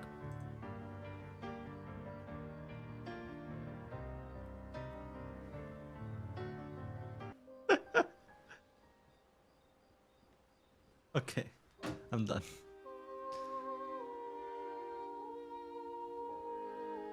I love you guys, dude. The Demoness Sect. Sequence 8 Instigator. They are adept at triggering the evil desires deep in people's hearts, causing contradictions and inciting conflict, thus resulting in bloody massacres. The description isn't detailed enough. From the looks of it, the Nighthawks do not understand the capabilities of this potion well enough, but it does match the characteristics of Alfalfa Tragedy. Klein cast his gaze up and read the corresponding Sequence 9 for Instigator. Assassin. Can transform their bodies in a short period of time and become light as a feather. They can also utilize vision equal to that of an eagle. Every assassin adept at hiding in the shadows. They have dexterous depths and have the ability to release all their strength in one blow. After reading the description, Klein was left completely confused. Assassin? The advancement from assassin is instigator. This advancement is just as old as seer advances to glass that is good at fighting with artifice. Some sequence pathways advance in a very ordinary fashion as expected, yet there are sequence pathways that seem to violate intuition and logic. Yeah, it's not always about logic, right? Unless also remember there have been ancient names that are more close to their previous names, right?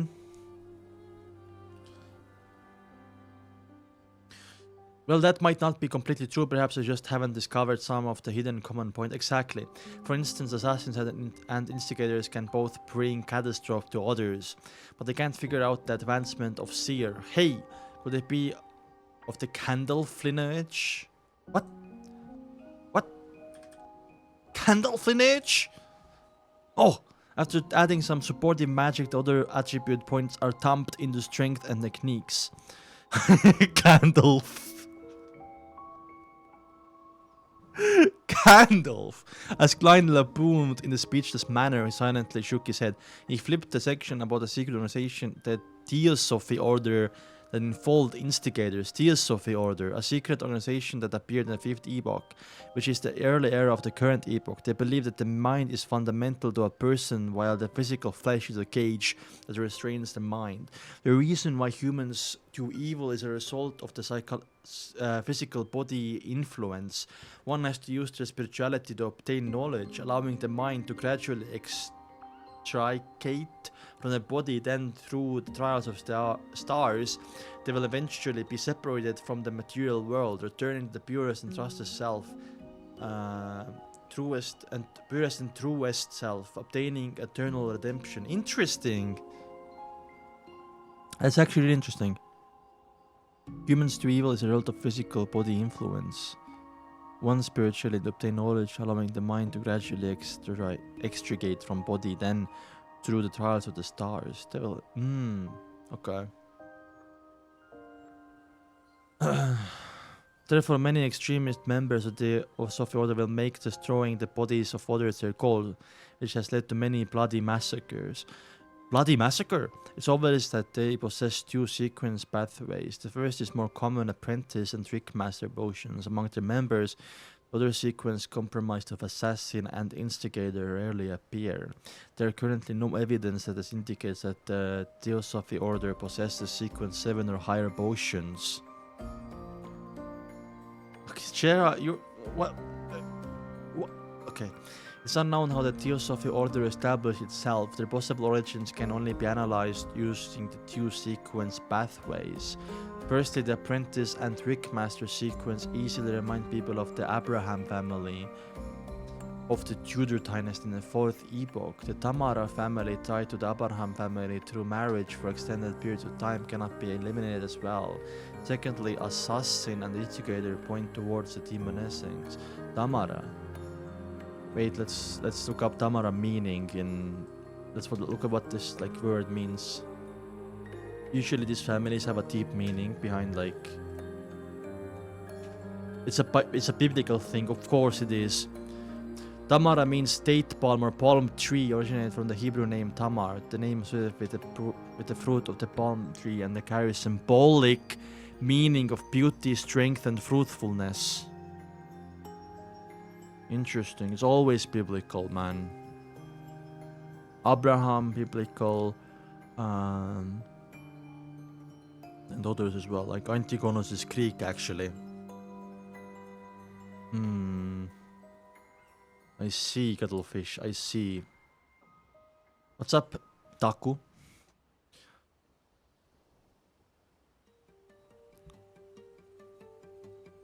So, you know how assassin or assassin pathway people are really beautiful, like demonesses?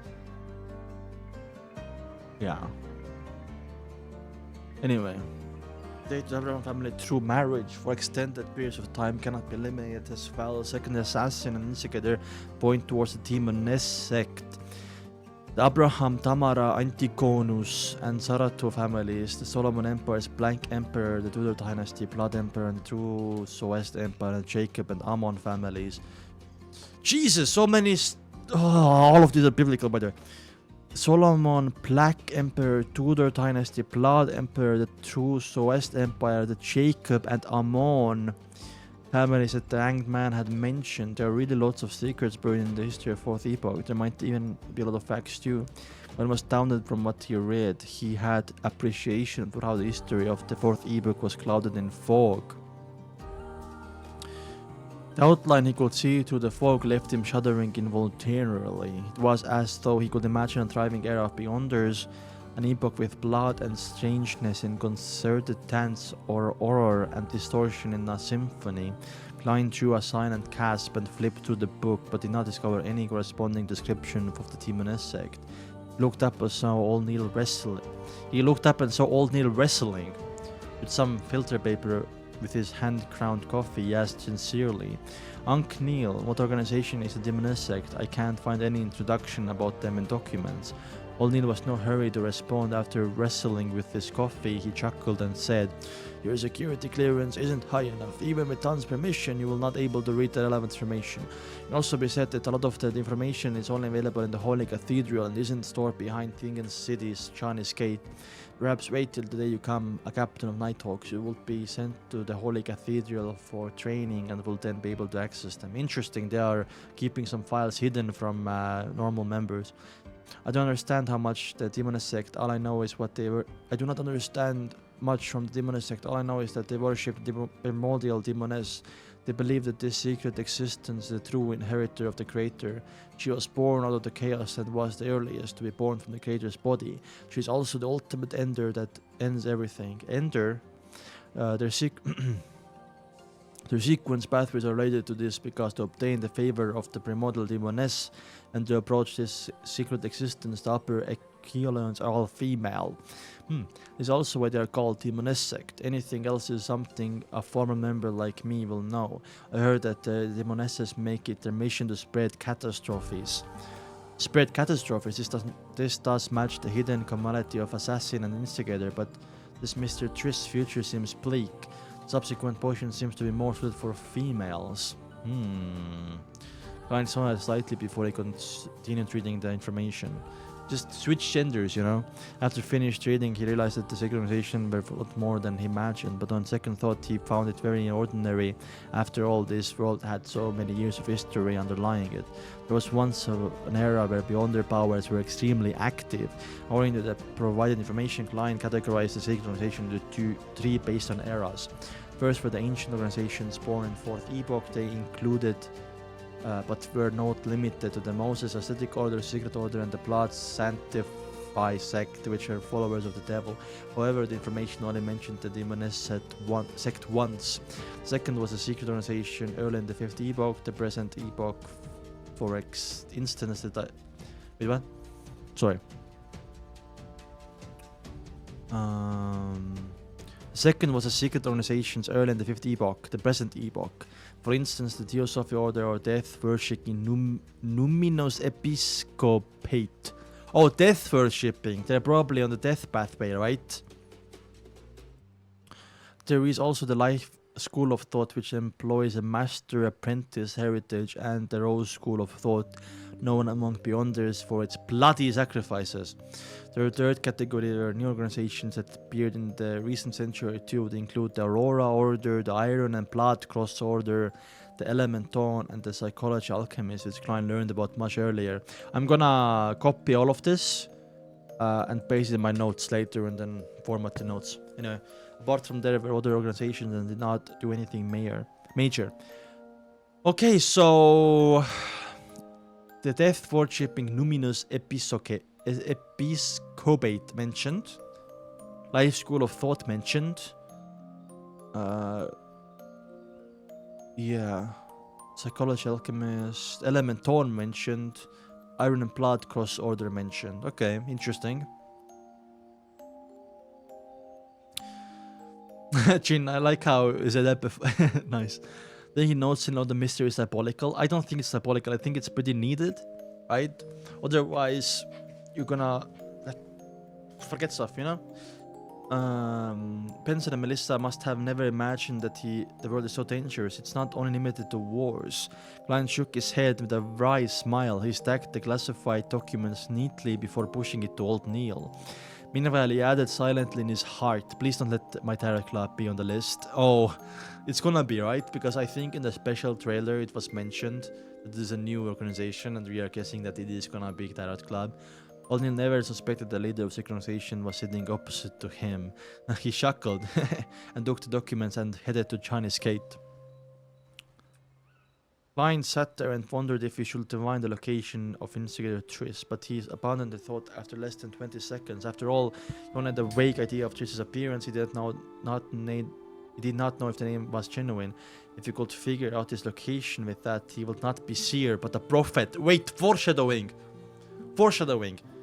He will not be a seer, but a prophet. I just said a few chapters ago, I think there's a sequence in seer pathway called prophet or prophet something, right?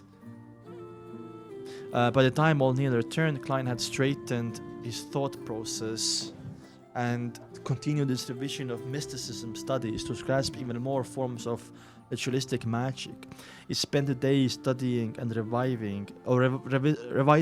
He did not participate in the joint operation needed for capturing Instigator Triss. He did not hear that he did hear that the delivered sealed artifact 2049 from Blackland had been delayed due to some reason or another.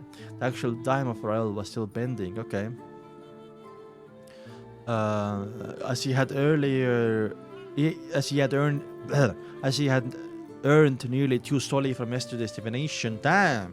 Glenn spent 10 pence to buy a 2-liter barrel of Emlyn beer for Benson on the way home. 2 liter, wow. Wait, 2 liters is not that much actually. He also bought some lemon cakes fresh out the oven for Melissa. Klein, I know you care for us deeply, but there's no need to keep spending money on such matters. By the way, Benson the alcoholic, said Benson after he saw the tiny barrel of beer and deliberating over his words. Melissa stood beside him and nodded slightly. This is probably how our consumerist habits differ, Klein sighed in amusement.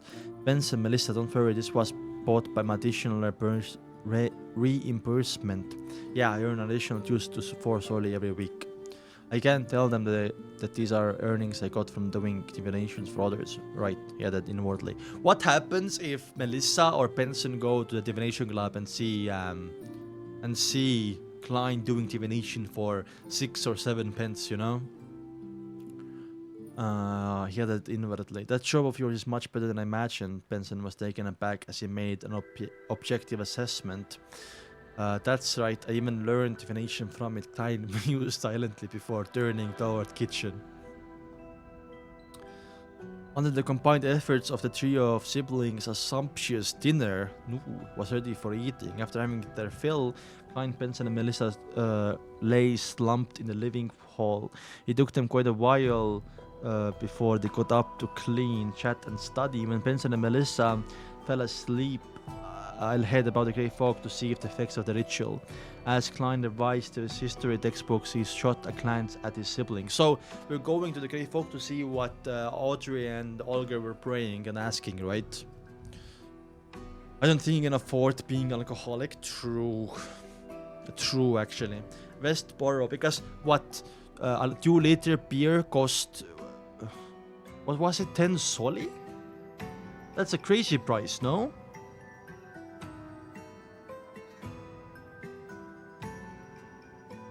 Oh, 10 pence, not 10 solli. But it's actually, yeah, it's not that expensive.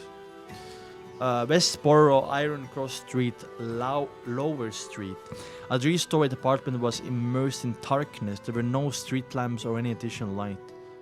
Suddenly a figure leaped out a window from the 3rd floor. It landed gently on the ground like a feather without causing so much of a stir. It's Triss. His body crouched and suddenly vanished as though he had blended into the shadows. All that could be seen was the outline of his body. As he traveled quickly, the figure arrived at the harbor, headed for a corner devoid of anything except for a pile of coots. He seriously observed for a moment, circling the area twice before leaving the darkness and entering the corner. One could see his round and amiable face. They always keep saying, like a fat face or round face for Triss, right? Circling the area twice before leaving, yeah. One could see his round and amiable face. He was instigator Triss, who had single-handedly caused the death of Alpha. How does it feel? How does it feel? A mysterious figure wearing a black hooded robe walked out of the shadows. The hoarse voice obviously belonged to a woman. This revealed a friendly and satisfied smile. Feels great. It was a scene I dreamed of and yearned for. I think I have appropriately completed the mission and have taken the necessary preparations for the advancement. The black-robed woman nodded indiscernibly and said, "Very well. According to the promise, I'll hand you the sequence 7 formula and the 3 main ingredients. You will have to gather the rest up by yourself." "No problem," Triss answered, seemingly prepared. So in the donghua, Triss was fucking 2 women when the what was her name, Shannon, came and gave the thing, right? I think, was it Shannon?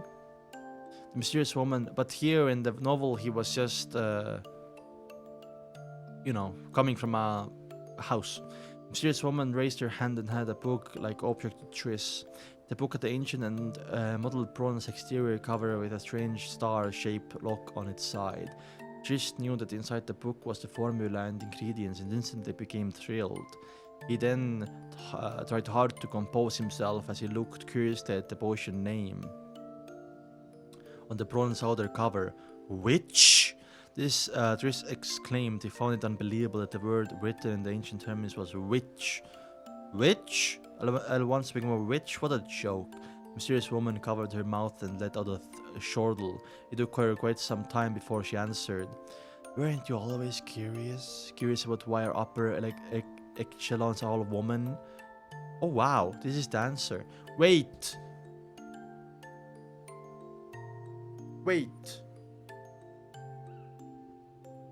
He was what thing? Exiting from a house.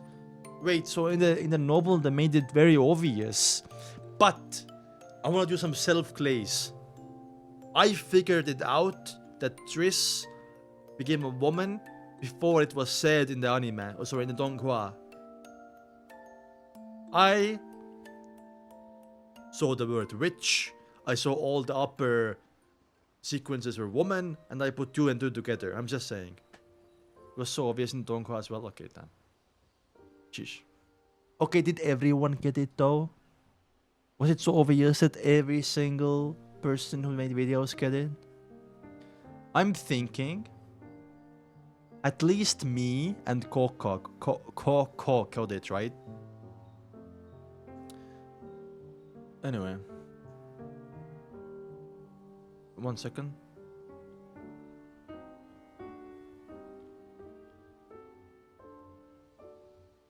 Okay, let's continue. Gandalf is fucking Gandalf. Chapter 6-7. 6-7. More than 50% got it? Okay, never mind then.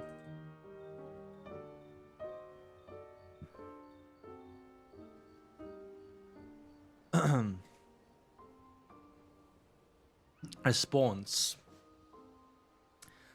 The crimson moon high in the sky hung silent in darkness. It illuminated Tingen City, the city of universities, as it gradually fell silent. Ooh, city of universities is called title for a city anyway. Klein stood in front of his desk and looked through his oriel windows to see empty Daffodil Street. He heard the sound of carriages quickly galloping far away without causing a tin. He picked up a wine leaf patterned silver pocket watch and snapped it open. He took a glance at it and drew the curtains, letting the yellowish lights on the gas lamp reflect back into the bedroom. Klein turned around at an adequate speed, locked his room, and switched off the gas valve. We're going to the grey fog, right? And reached of the cast valve. The room was immediately covered in darkness. Only a silver of red moonlight penetrated the curtains. It gave rise to an atmosphere perfect for many late-night folk tales. Klein took out the silver knife he had applied for. He imagined the spherical light and entered a half-cogitation state. He focused his mind according to his previous practice, allowing his spirituality to spew out from the tip of his blade. Then he allowed their motion to miraculously fuse with his surroundings, sealing off the room. Genuinely, what 6-7 means? 6-7. It's a stupid fucking meme. He was doing it to prevent any abnormal stirrings that could wake Benson and Melissa. Following that, Klein put down the knife and walked 4 steps in a counterclockwise manner. Every step was accompanied by the incantation from Earth. The unchanging roars and murmurs inundated him with the same mania and pain inflicted on him. He did his best to control himself and withstood the most crueling and dangerous stage in his half-conscious state. The greyish-white fog was endless. The dark red stars were at varying distances from him. The towering divine palace stood erect like a dead giant. Nothing seemed to have changed. Silence and antiquity that had over thousands of years swarmed him. No, there's a change. Klein silently muttered to himself, his gaze locked onto a dark red star near him. It was a star symbolizing justice. The star deep redness began to pulse. It did so average amplitude, but did not stop. Klein carefully spread his spirituality towards the deep redness. The moment the two made contact, he felt a hum in his head. He saw a blurry and distorted scene and heard the illusory but stacked voice of prayers. The fullness and Malera, that you are the mysterious word about the grey fog, you are the king of yellow and black, who wills good luck. I pray for your help, I pray for your loving grace, I pray for you, give me a good dream. I pray for you to give me a good dream, I pray for you, give me a good dream, I pray for you, give me a good dream, I pray for you to give me a good dream, I pray for you to give me a good dream.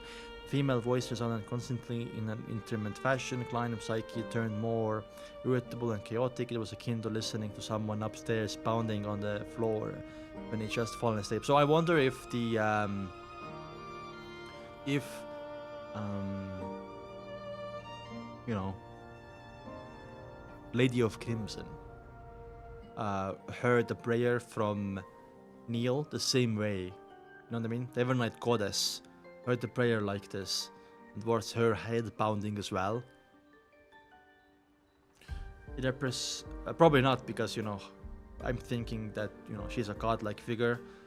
The Fool is not really that strong yet. He abreast his motion and used cogitation to calm the urge. He carefully discerned the blurry scene that appeared before him. The girl dressed in white robes. She had a head of beautiful golden hair. She was standing before... Oh, first time Klein seeing... the Fool. First time Klein seeing Audrey, like, clearly. She was standing before 4 flickering flames, her head lowered as she kept chanting. The distorted image, Klein barely recognized her to be Miss Justice. Oh, never mind, not clearly. At this point, he confirmed that the ritual incantation he had created could precisely point towards the grey folk, towards him. He is him. This gave him a huge sense of achievement. He's going from nothing to having something. I won't praise myself for being awesome. Klein's mood turned for the better. He felt that the pleading voice that echoed in his ears like a buzzing fly was now acceptable. The thought, he attempted to create a response in his mind, transferring it through the integrate connection in the dark red star. I'm aware. The grey layer emanated before him. A distorted and blurry figure stood in the deepest depths. First time Klein said, no. The spot where his eyes ought to be thrilled with a deep redness as his voice resounded repeatedly in the vast and empty world. I'm aware. Audrey Hall was jolted awake suddenly. She sat up with her blanket wrapped around her as her mind was fully occupied with these scenes as she saw in her dream. She knew very well that she had dreamed of the Fool, the mysterious the mysterious being that lived above the frog. And is this the response to my morning prayers? Audrey quickly entered the respected state, calmed down and analyzed. Although she did not understand why the Fool did not respond to the spot and only did so at night, she was still shocked that the ritualistic magic was effective with a few lines of incantation. Okay, interesting.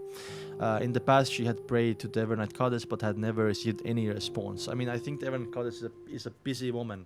know what I mean? He's very busy. Even if Mr. Fool was not a god, he's likely not far from being one. He's very far from being one. Andre slowly inhaled before slowly exhaling. Since he was powerful in existence that she had no means of resisting, she quickly threw aside her worries. She began considering what to do next. First, I have completely digested the spectral potion. My acting is still pretty good. Second, I have to seek out psychology alchemist. Third, I shall try to obtain telepathy's potion formula from Mr. Fool for clues regarding the psychology alchemist elsewhere. However, every godlike existence should have a complete sequence pathway. That belongs to them. They might not know the formulas or other sequence pathways.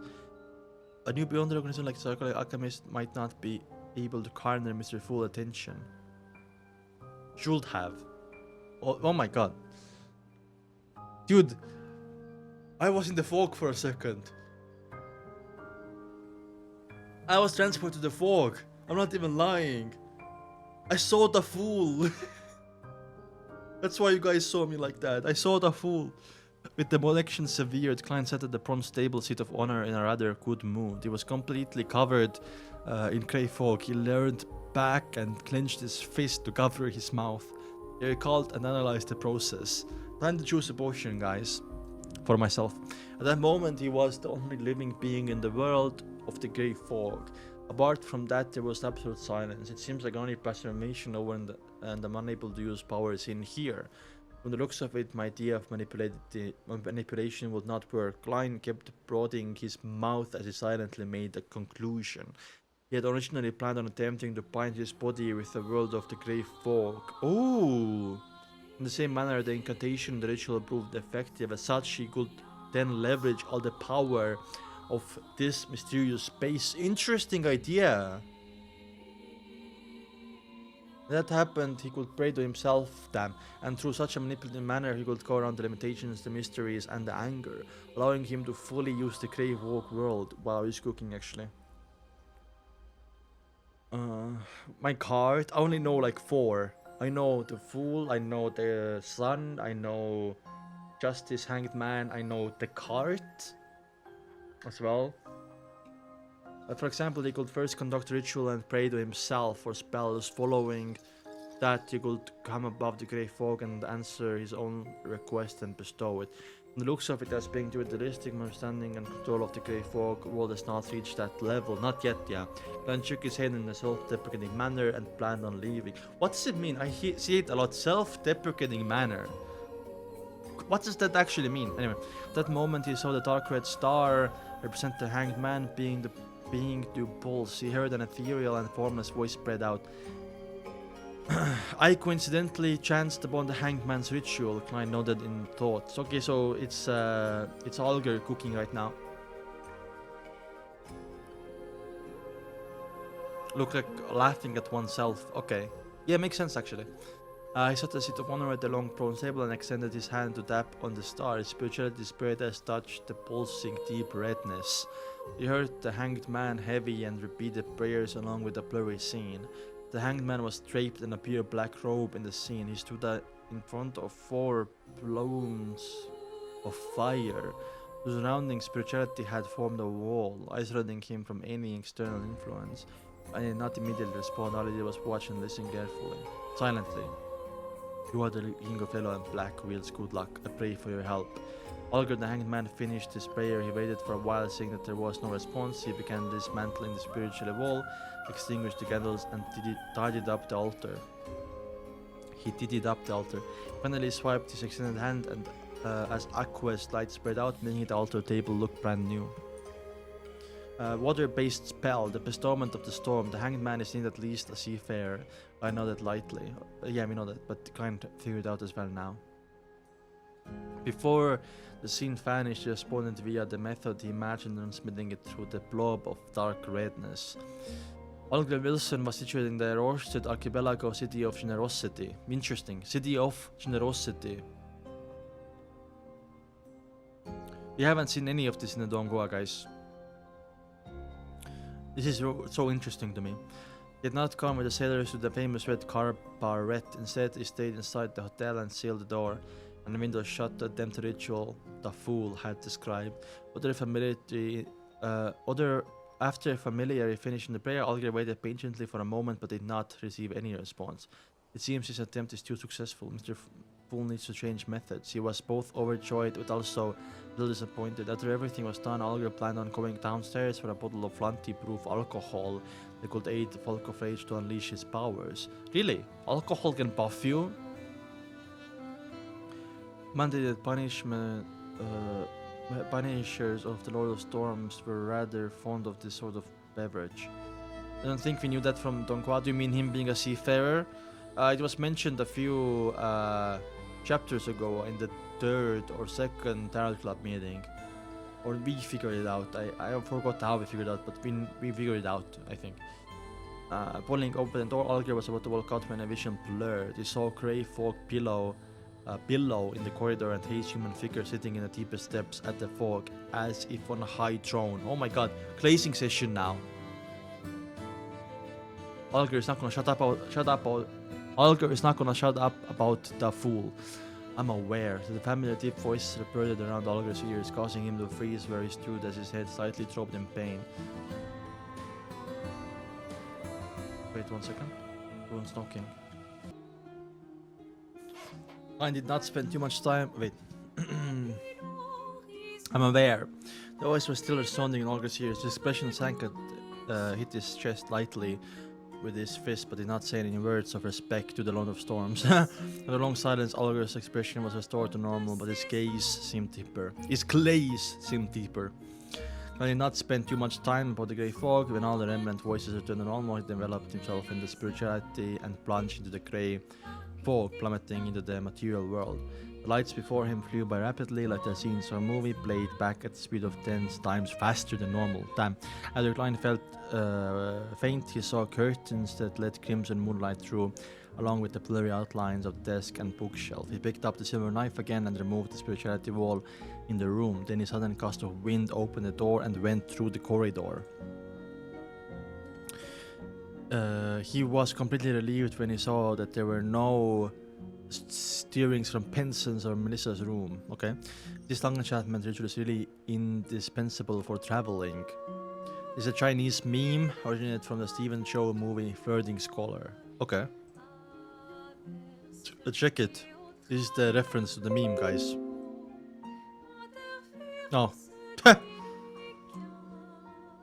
Lol, that guy got terminated. Lol. I'm so bad, actually. So there's a meme, apparently, that reference. It's concealed and mystical. Klein silently murmured and closed the door again, walking toward the bed. His mission tomorrow was to head to the underground markets of beyond their items with Unc Neil. Okay, we have the underground, and if I remember correctly, in donghua, we're gonna meet Triss there, right? Triss is gonna be there. We need like a grey fog emoji. Monster 6'8". Doesn't sound as good as 6'7". 6'8". 68. There we go.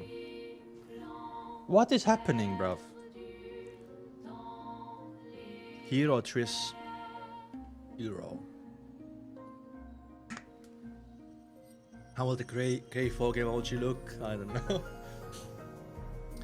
At dusk, the setting sun cast long shadows of the carriages and horses. Having informed Penson and Militia that he was having a dinner at Blackthorn Security Company, Klein headed to the harbor with old Neil on a public carriage. He was dressed in a cheap formal attire, afraid the conflict might break out in such a complicated location. If he damaged his tuxedo, which he took painstaking care of, he'd probably cry his heart out. Triss is low gear, Giga Chad, I agree. Triss is a Sigma. When the sunlight appeared to turn fiery, the carriage stopped. Unc Neil, in his usual classic black robe and felt black hat with a rounded edge, ignored the cases of others and walked diagonally to the evil dragon bar ahead of them. Even though the bar was slightly far away and the heavy doors were tightly shut, Klein still heard wave after wave of rapturous shouts. They appeared to be cheering on a hero. Ooh. When he came close and sensed something, he turned his head toward the warehouse opposite of the bar. He saw a stocky man dressed in uniform standing at the hidden corner of the rooftop.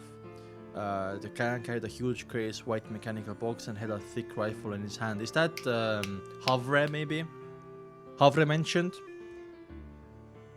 The grayish white mechanical box was obviously connected to the same colored rifle via piping. Steam pressured rifle, Klein muttered in shock. He looked at Onk Neil and said, "This bar can actually obtain such weapons." It was a military controlled item, although it used extracted phlogiston. Phlogiston is a substance supposed to be 18th century chemist to exist in all combustible bodies and to be released in combustion. Ah, okay. Okay. The size and weight of the steam backpack were still shocking, something only a true warrior of blood and iron could withstand.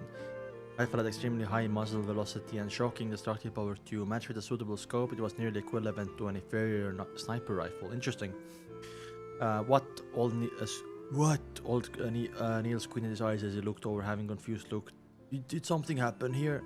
Something happened. He glanced through the surroundings and discovered a few more men holding repeating rifles who were searching for something. What happened? Old Neil approached the bar and asked brawny man guarding its drawer outside. The brawny man obviously knew Old Neil and smiled wearily. So the old man knew Neil. Okay. The bar was nearly bestowed earlier. Apparently, a wanted man was trying to buy materials. Trish, and recognized, and this was resulted from it. Oh Lord, what did he do? And how dangerous was he to receive such treatment?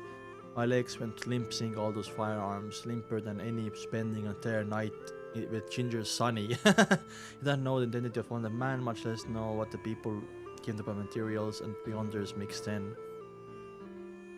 Wanted man? Do you know his name? Uncle Neil asked in interest.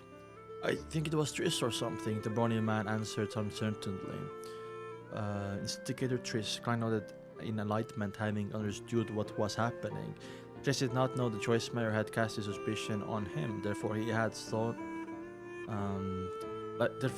sauntered right into the market to purchase materials without heed. He was likely recognized by an informant or either the machinery hive mind or the Nighthawks, resulting in an intense clash. Wait, Havre is not from the machinery hive mind. Havre is from the Lord of Storms one, right? Was he caught? Klein tapped his silver inlight blacade. Based on surrounding situation, likely not. The brawny man shook his head slightly and gestured with his chin to the rooftop of the warehouse opposite of him. He rushed out before terrifying guys arrived. Bloody hell. I've never seen a man run fast like he did. You haven't seen the true skills of an assassin, or you might taken away to some indescribable place of further reduction, Klein thought. Re-education, Klein thought. However, is man the Punisher? Okay, gotcha. My bad. Is the market still open? Old Neil changed subject and asked. Is there restored operations? Replied the brawny man affirmatively. That's great. That's great. Old Neil quickened his pace and extended his right hand, pushing open the heavy door. Ryan closely followed in tow and walked in. He nearly fainted at the stuffiness and smell of alcohol that inundated him. In the middle of Evil Dragon Bar was a boxing ring. Two half-naked men were in an intense brawl, and surrounding them were dozens of customers shouting and cheering on the side, and they supported with no lack of vulgarities. Uncle Neil ignored them and led Klein around the boxing ring, walking the billiard room at the back. In the billiard room, there were two people holding cue sticks, having a casual conversation. When they saw Old Neil, they instantly fell silent for a few seconds. After confirming the visitor's identity, they moved aside and let Old Neil and Klein pass through the secret door behind them. After passing through a few rooms, the sight before Klein's eyes opened up. He saw a place that was about the size of lecture hall from his previous life. Sheesh. Some vendors had set up roadside stalls with bottles and cans all over. Passers-by. So, lecture hall, right? Lecture hall. Donghua made it seem like the place was like a city underground, right? It wasn't... In the novel, it's smaller. Some vendors had set up roadside stalls with bottles and cans all over. Passers-by strolled through them, either scrutinizing their goods, chatting, and comparing prices. They have to give 5% of their profits to Swain. He's the boss of Evil Dragon Bar. They have to give 5% of their profits to Swain. He's the boss of Evil Dragon Bar. Former captain of Man the Punisher Squad and older than I am. He is some who wishes to drink himself to his death. Odin explained in a careless manner. Damn alcoholic. Klein thought and gave an honest evaluation. Rather profitable business. After all, his only expense was providing the venue and protection. Okay. If any item catches your fancy, but the lack of money you can borrow from Swain, of course it charges a very high interest. O'Neill trailed off as he gnashed his teeth. Damn, he must be fucking... Swain must be rich as fuck, I was just saying. It is better it's like running a casino, they will provide usuries. Klein held his walking stick. Held his walking stick and looked around and asked curiously. Mr. Swain is a seafarer. The captain of Man and Punisher squad was likely a sequence 7. Okay. No, it's only a folk of rage. No, it's only a folk of rage. Dingan is not a coastal city, so the Church of Goddess is much more powerful than Lord of Storms here. O'Neill scoffed. Actually, Swain had the chance of becoming a seafarer, but was afraid that he would lose control, so he chose to give up. As Glenn was about to ask if the boss of the bar had any experience or nearly losing control, he suddenly felt a strange phenomenon happen on his left. There appeared to be something hidden there, muttering and recounting. Oh, it's that guy who has high spiritual perception, but he's not a beyonder, right? Glenn turned his head and saw a pale young man. He was wearing an old linen shirt and blue jeans. Young? The donghua was old as fuck. The working class normally wore. His eyes looked demoralized with a hint of craziness, and was constantly mumbling. His spiritual perception is very high, or perhaps distorted. Klein raised his eyebrows and muttered, "What do you mean, no?" It was the young man's spiritual perception that triggered his own spiritual perception. Damn. Generally speaking, spiritual perception, sensing something causes some interaction. It was nearly impossible to conceal it from others. But others referred to spirit mediums who had caster abilities as well as powerful vicars with similar special traits. A beyonder like Klein would actually find it hard to detect, only detecting if one's spiritual perception reached a certain heightened level or abnormal distortion happened. They made eye contact, and a pale young man with messy black hair walked towards him with an expression looking as though he was half sleepwalking and half insane. Oh, they're spoiling that guy, okay. donghua Havre is a fusion between Swain and Havre from the novel. Really? I did not know that. Okay.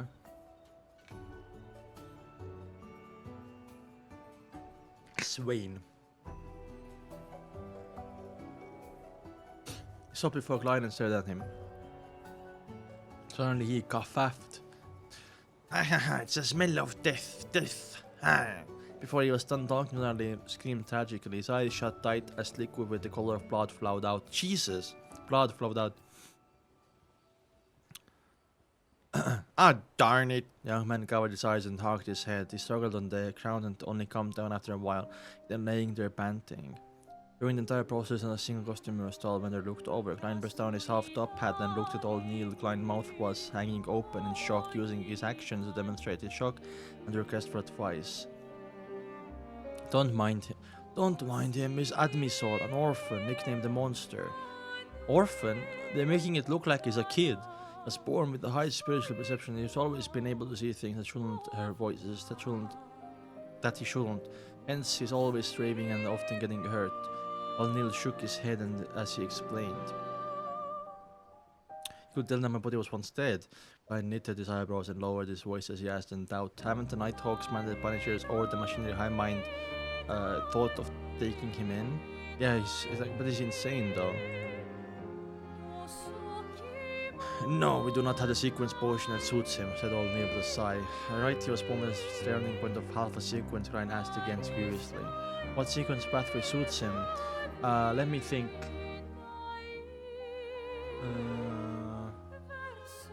He's kinda insane, so nothing.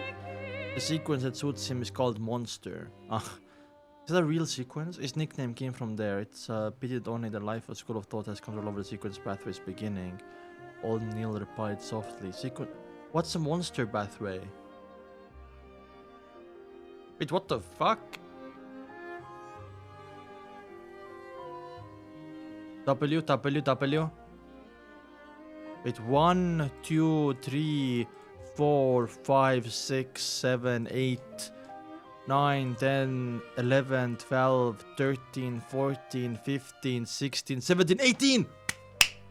We have a new pathway unlocked! Holy! This is huge for the notes!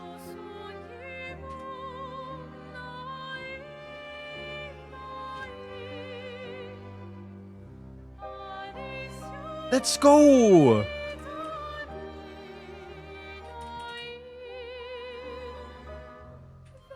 Monster! New pathway for the notes, guys. We had 18 written, now we have 19. So there's 3 more missing. I'm so happy, guys. I'm so fucking happy.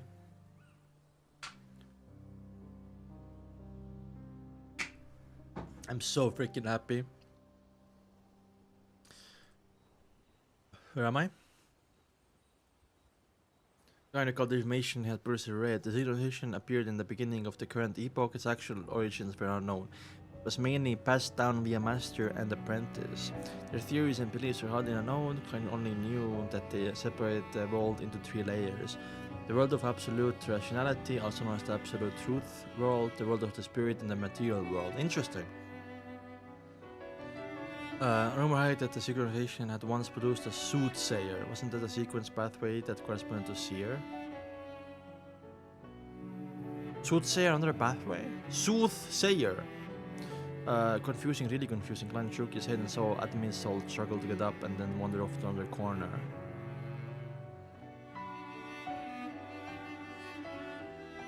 What does it mean, corresponding to seer?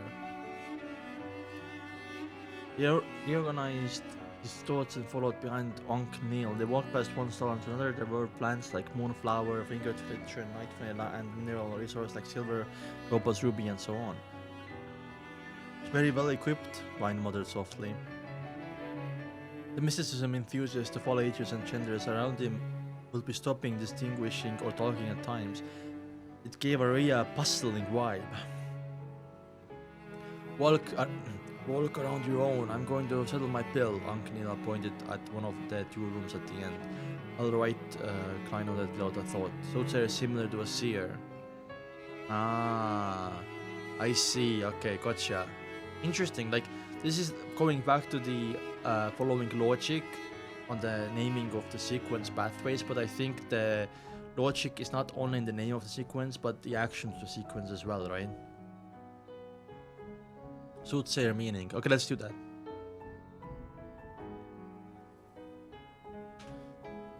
Person supposed to be able to foresee the future. Okay, apparently that's what soothsayer means.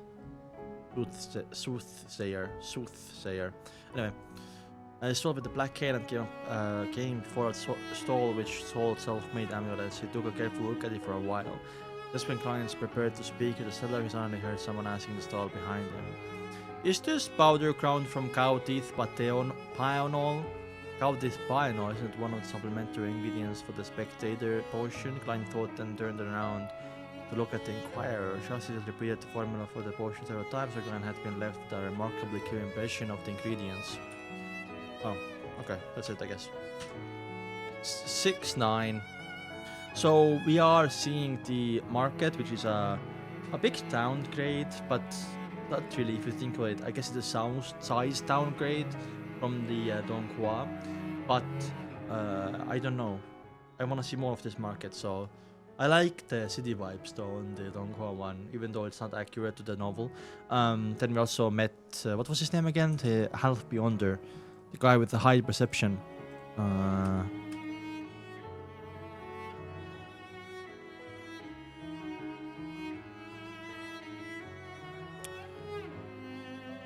He has a weird name.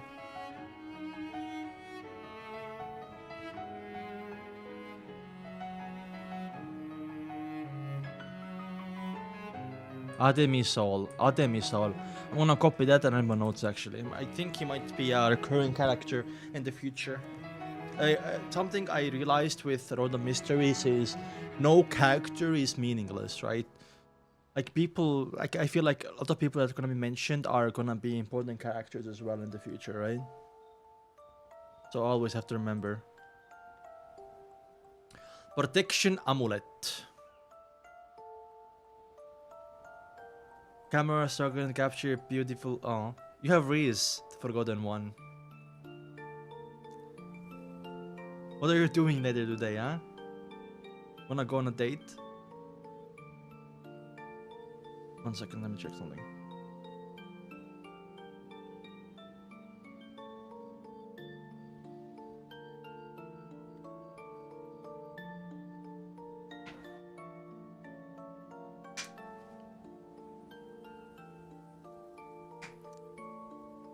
Protection amulet. Klein looked over and saw the person inquiring a cow-teeth pionol.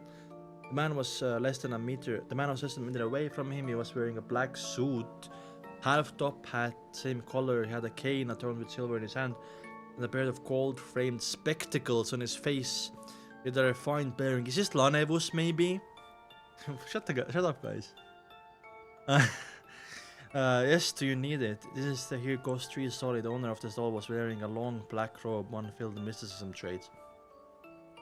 The inquirer, whose sideburns were pale yellow, thought for a moment before saying, "Can it be cheaper? I still need to buy other ingredients too. For example, this bottle of white-aged sunflower petals." The stall owner considered for a few seconds before gradually replying, "Due solely and 6 pence. I don't think you can find a price cheaper than that."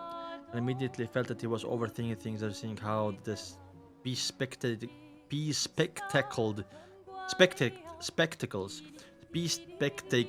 man was buying ingredients other than cow teeth pionol. However, he still tapped his scalpel twice as act of caution. He swept the man with his spirit vision.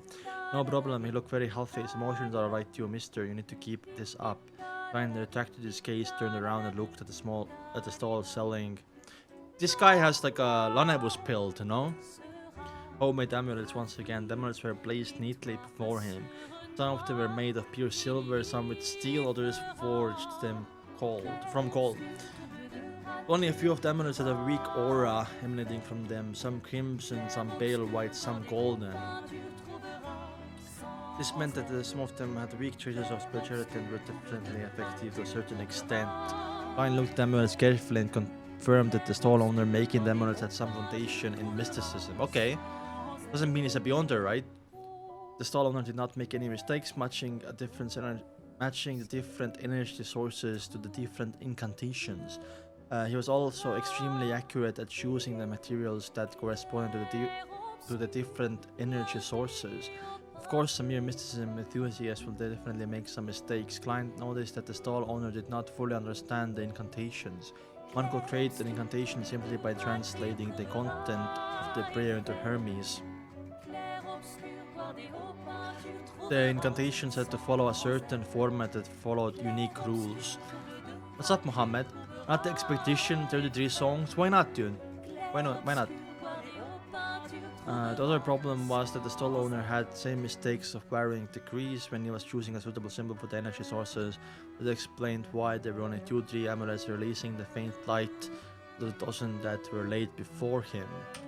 As for much of an effect the of the amulets would have, Ryan would only say that it was better than nothing.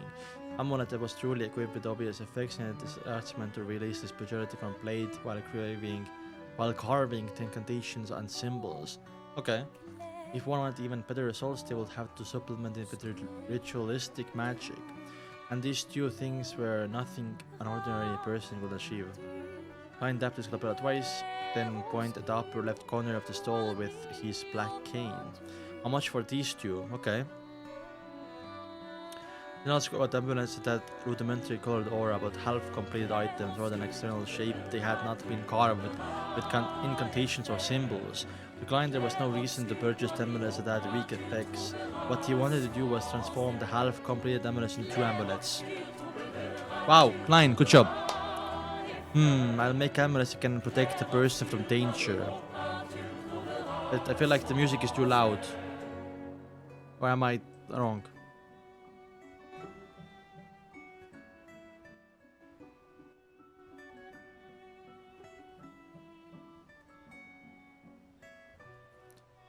Oh, it's better, I think.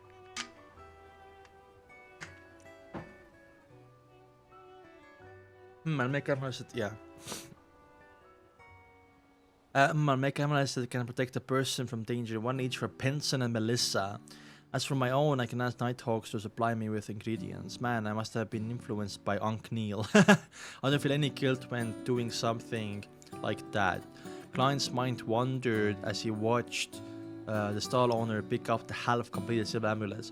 The first silver amulet was elongated, and a cavity in the middle. On it were patterns of angel-like feathers. The craftsmanship was intricate and very beautiful. But there was simple, almost completely void of any additional decorations or carvings. It had a vertical line representing the night and a circle representing the crimson moon. Anyone who had paid much attention to appearances took a liking to them immediately. This is 6 solid, the middle-aged stall owner said, pointing to the intricate amulet. He was a man of a few words. After pausing for a while, he rubbed the simpler piece and said, "This 5 solid 3 pence is too expensive. They are still far from being an amulet." Klein had slowly been influenced by Pence and Melissa. So he had begun cultivating the habit of haggling. Cultivation enemy confirmed. Sorry, novel. After a battle of words, he bought 2 silver accessories at 5 solid pence and 4 solid 9 pence respectively. Yeah, they can only be considered silver accessories for the time being. Klein had that in mind. The 10 solid 3 pence was deducted from the reimbursement he received for his Divination Club membership. Klein received the 2 silver accessories and placed them into his pocket. He was about to head to another stall when he heard a gentle voice. Okay. "Sir, why are you not buying a complete amulet?" Klein turned his head over and found a teenage girl asking him the question. She was about 15 and wore a lacy yellow dress while holding onto a wheeled hat with a ribbon. I wonder if this is Melissa's friend. You missed 6-7. Okay. Klein minced his words and answered. Wait, what? "It's because I tend to make my own amulets, as you know. That is the wish of every enthusiast of mysticism." Klein minced his words and answered. He did not wish to make the stall owner think that she was trying to snatch his business, even though he had considered using his skill to earn a quick buck. The teenage girl had naturally curly brown hair, and her face was adorable due to her baby fat. Her face was adorable because due to her baby fat. Baby fat is a thing? Guys, I'm having the biggest glow up, by the way. I'm just saying I'm gonna lose my baby fat.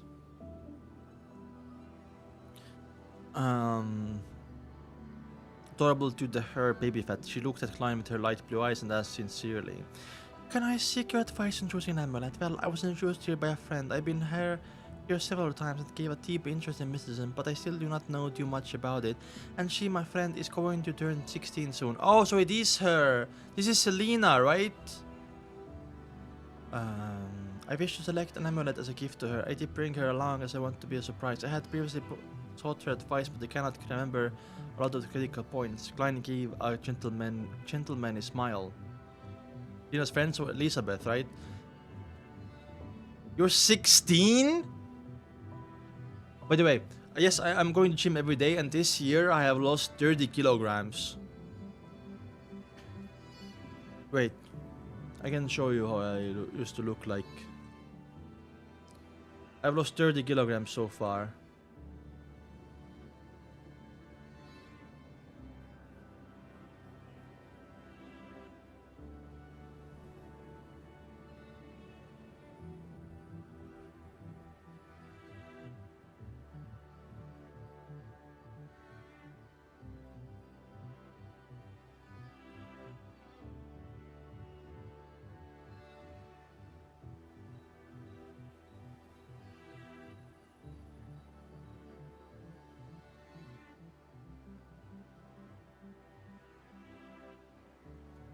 Guys, don't laugh. This was me a year ago, before my blood clots and stuff like that. Before I started losing weight.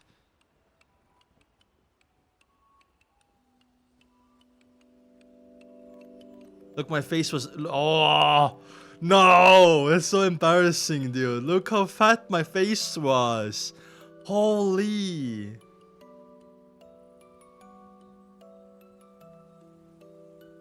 Oh my... Ah! No! Closing it right now.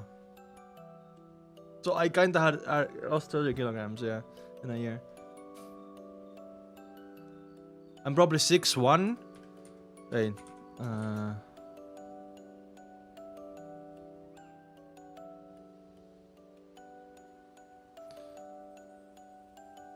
I'm 189. What's that in feet?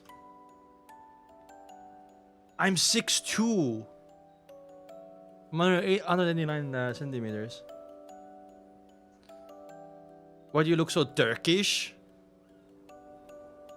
I'm Estonian, so I might have some Turkic genes. I don't know. That beard is doing wonders for you. Oh, shut the hell up. I have lost a lot of face fat, for real. I'm going to the gym every single day. Anyway, we talked about this middle of the chapter, by the way.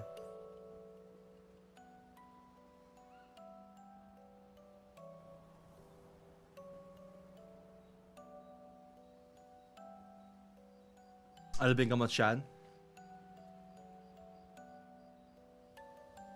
Soon. Anyway. What kind of protection amulets are you looking for? Something to avert misfortune, something to avoid illnesses, something that gives fortune. Different requirements will require different energy sources, which means that they must point to different gods. Different gods will have different corresponding constellations, and the different constellations will mean that the different materials have to be used. By the way, is Klein is explaining this to a 15-year-old, by the way. For example, the incantation for averting misfortune will belong to the Empress of Misfortune and Horror, who is the Demoness Goddess. Empress of Misfortune and Horror is so cold, by the way. As mysticism enthusiasts, we all know that the symbol of the Demoness Goddess is the moon. The corresponding metal will thus be pure silver. Therefore, if you hope to avert misfortune, it's best that we choose an amulet that is made of pure silver and has corresponding incantations. We also have to make sure that the incantations are of the correct language and format. The corresponding symbol of the Empress of Misfortune and Horror means the bath number, the spell characteristic, and the relative position of the symbols, etc. must also be correct. But this is too complicated, and there is no need for me to explain this for you, Klein added inwardly. The girl's eyes sparkled. She asked with a little doubt. Can a follower of goddess wear an amulet belonging to another god? No problem, the god does not mind such small matters, Klein consoled her. Wow. It was not a problem for the person wearing the amulet, but the person creating the amulet had to be careful. If a believer of the Lord of Storms were to craft an amulet of eternal blazing sun, they would most likely receive something malicious. Oh, true actually, because some gods might be bitter, you know.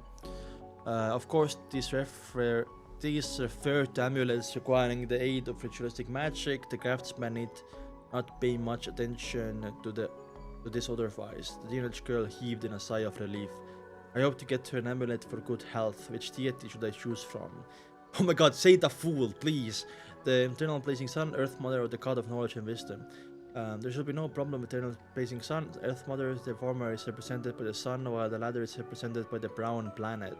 Klein smiled as she said, the material of the sun is gold, while the metal that symbolizes the brown planet is lead. I will success the sun, but I do not know if you brought enough money along with you. Because gold, yeah, true. The reason for this succession was because he had noticed that among the 3 amulets with rudimentary spiritual glow, one of them was a health amulet that came under the domain of the sun. Isn't this? Before the English could finish her sentence, she stopped and warily looked at the stall owner, who was aiding silently. She thought for a moment before asking. After I decided the matter on the material, how should I distinguish the incantation and corresponding symbols? You know, Hermes, Klein asked instead. I just started learning it, the teenage girl replied, a little embarrassed. Getting better at English? Yeah, reading novels does wonders to you. Let me choose it for you, Klein pointed at the health amulet made of gold and said, this one has no problems, be it the incantation or the representing symbol. The teenage girl lifted the edges of her dress and squatted in front of the amulet. She picked up the health amulet with the sign to the sun rays around its edges. She felt as though the amulet was nourishing her, making her feel completely relaxed. Thank you, she stood up and curtsied in gratitude. Klein laughed and said, leave the rest to you and the stall owner. I have other things to tend to. Damn, a long conversation between Klein and Elizabeth. He looked at the stall owner as he spoke and noticed that the man had a weird look in his eyes, as if deciding if he had to give a cut to profit to Klein. With a smile, Klein did not bother with the matter anymore. He continued touring the underground market, but he did not notice any beyond their ingredients. At this point, old Neil already paid off his debt. He was holding a dark-colored wooden box in his hands. He pointed to the other room behind and said, after he noticed Klein look of doubt, "Sheesh, the music is scary as fuck, dude."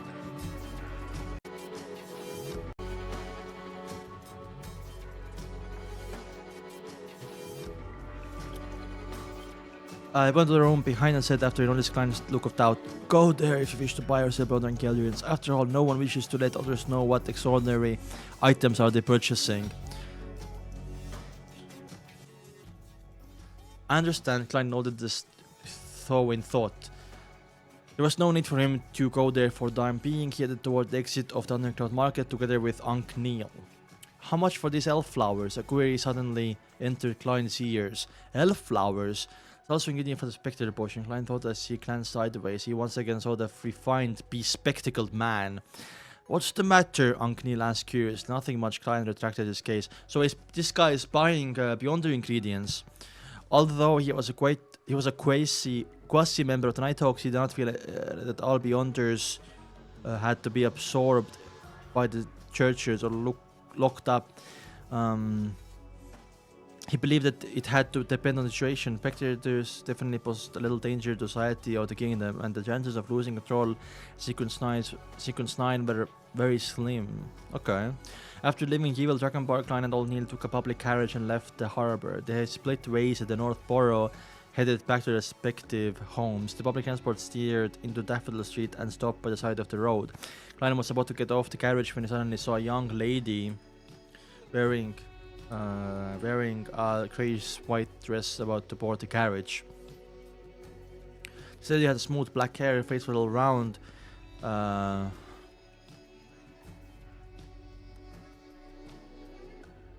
Grayish white dress about the road. Yeah, this lady had a smooth black hair, her face was a little round, she had thin eyes and unassuming features, but paired together she gave off the feeling that she was sweet and gentle. Klein noticed her not because of her beauty, but because she discovered that her body was shuddering slightly. It was an unnatural shudder. Miss, are you alright? Miss, are you alright?" Klein asked in concern. The young lady shook her head abruptly. "No, I'm just too tired." This is Trissy, right? I'm just saying that I liked the way that Triss and Trissy stuff was handled in donghua a lot better, right? If this is Trissy, which I don't think it is. The people behind Klein were urging for him to get off, so Klein could only leave the carriage. When he found his footing, he paid attention to the situation before again. He pinched his lapella twice, planning on determining the lady was indeed alright. He had intention of sending her to the hospital if she had serious illness, that she was going to act up soon. Activating his spirit vision, the colors of the aura started to surface. Klein turned around and prepared to look at the sweet and gentle young lady. That's it. Chapter 70. I'm planning on doing more streams next week, so I wanna get next Sunday. I wanna get to chapter 100, right? Or like at least 100 and something. So I'll be back live with more Lord of Mysteries on Tuesday or tomorrow. I'll probably announce the stream like 6 hours before. If you don't want to miss the announcement, join my Discord server. And tomorrow or Tuesday we'll read up to chapter like 78, 79. And then next stream I'm thinking on Wednesday where we're reading it up to like 85, 87. And then next Sunday we're gonna read up to chapter 100. That's the plan. 30 chapters a week is kind of slow. And we calculated that doing 30 chapters a week will take exactly 1 year to finish all of Lord of Mysteries, so it's not that slow. And I'm not doing 30 anyway, I'm doing max 30. I'm doing like between 20 and 30 chapters per week. So around a year, we're gonna be finished with Lord of Mysteries. I don't wanna like rush through it. I think Animevis is doing it really fast. Can someone tell me how long did it take for him to finish the whole book? The whole first book?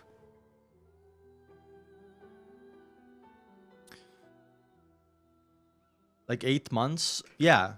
And apparently, and what about Easy though? So they're also reading around like 30 to 50 chapters per week. Oh, 4 months. Never mind. Animevis is crazy fast. I didn't want to rush it, you know? That's why I'm doing like 20 to 30 chapters per week.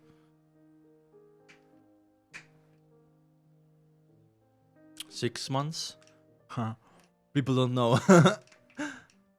Anyway, but yeah, I'm planning on completing next year, like for like a year. Anyway,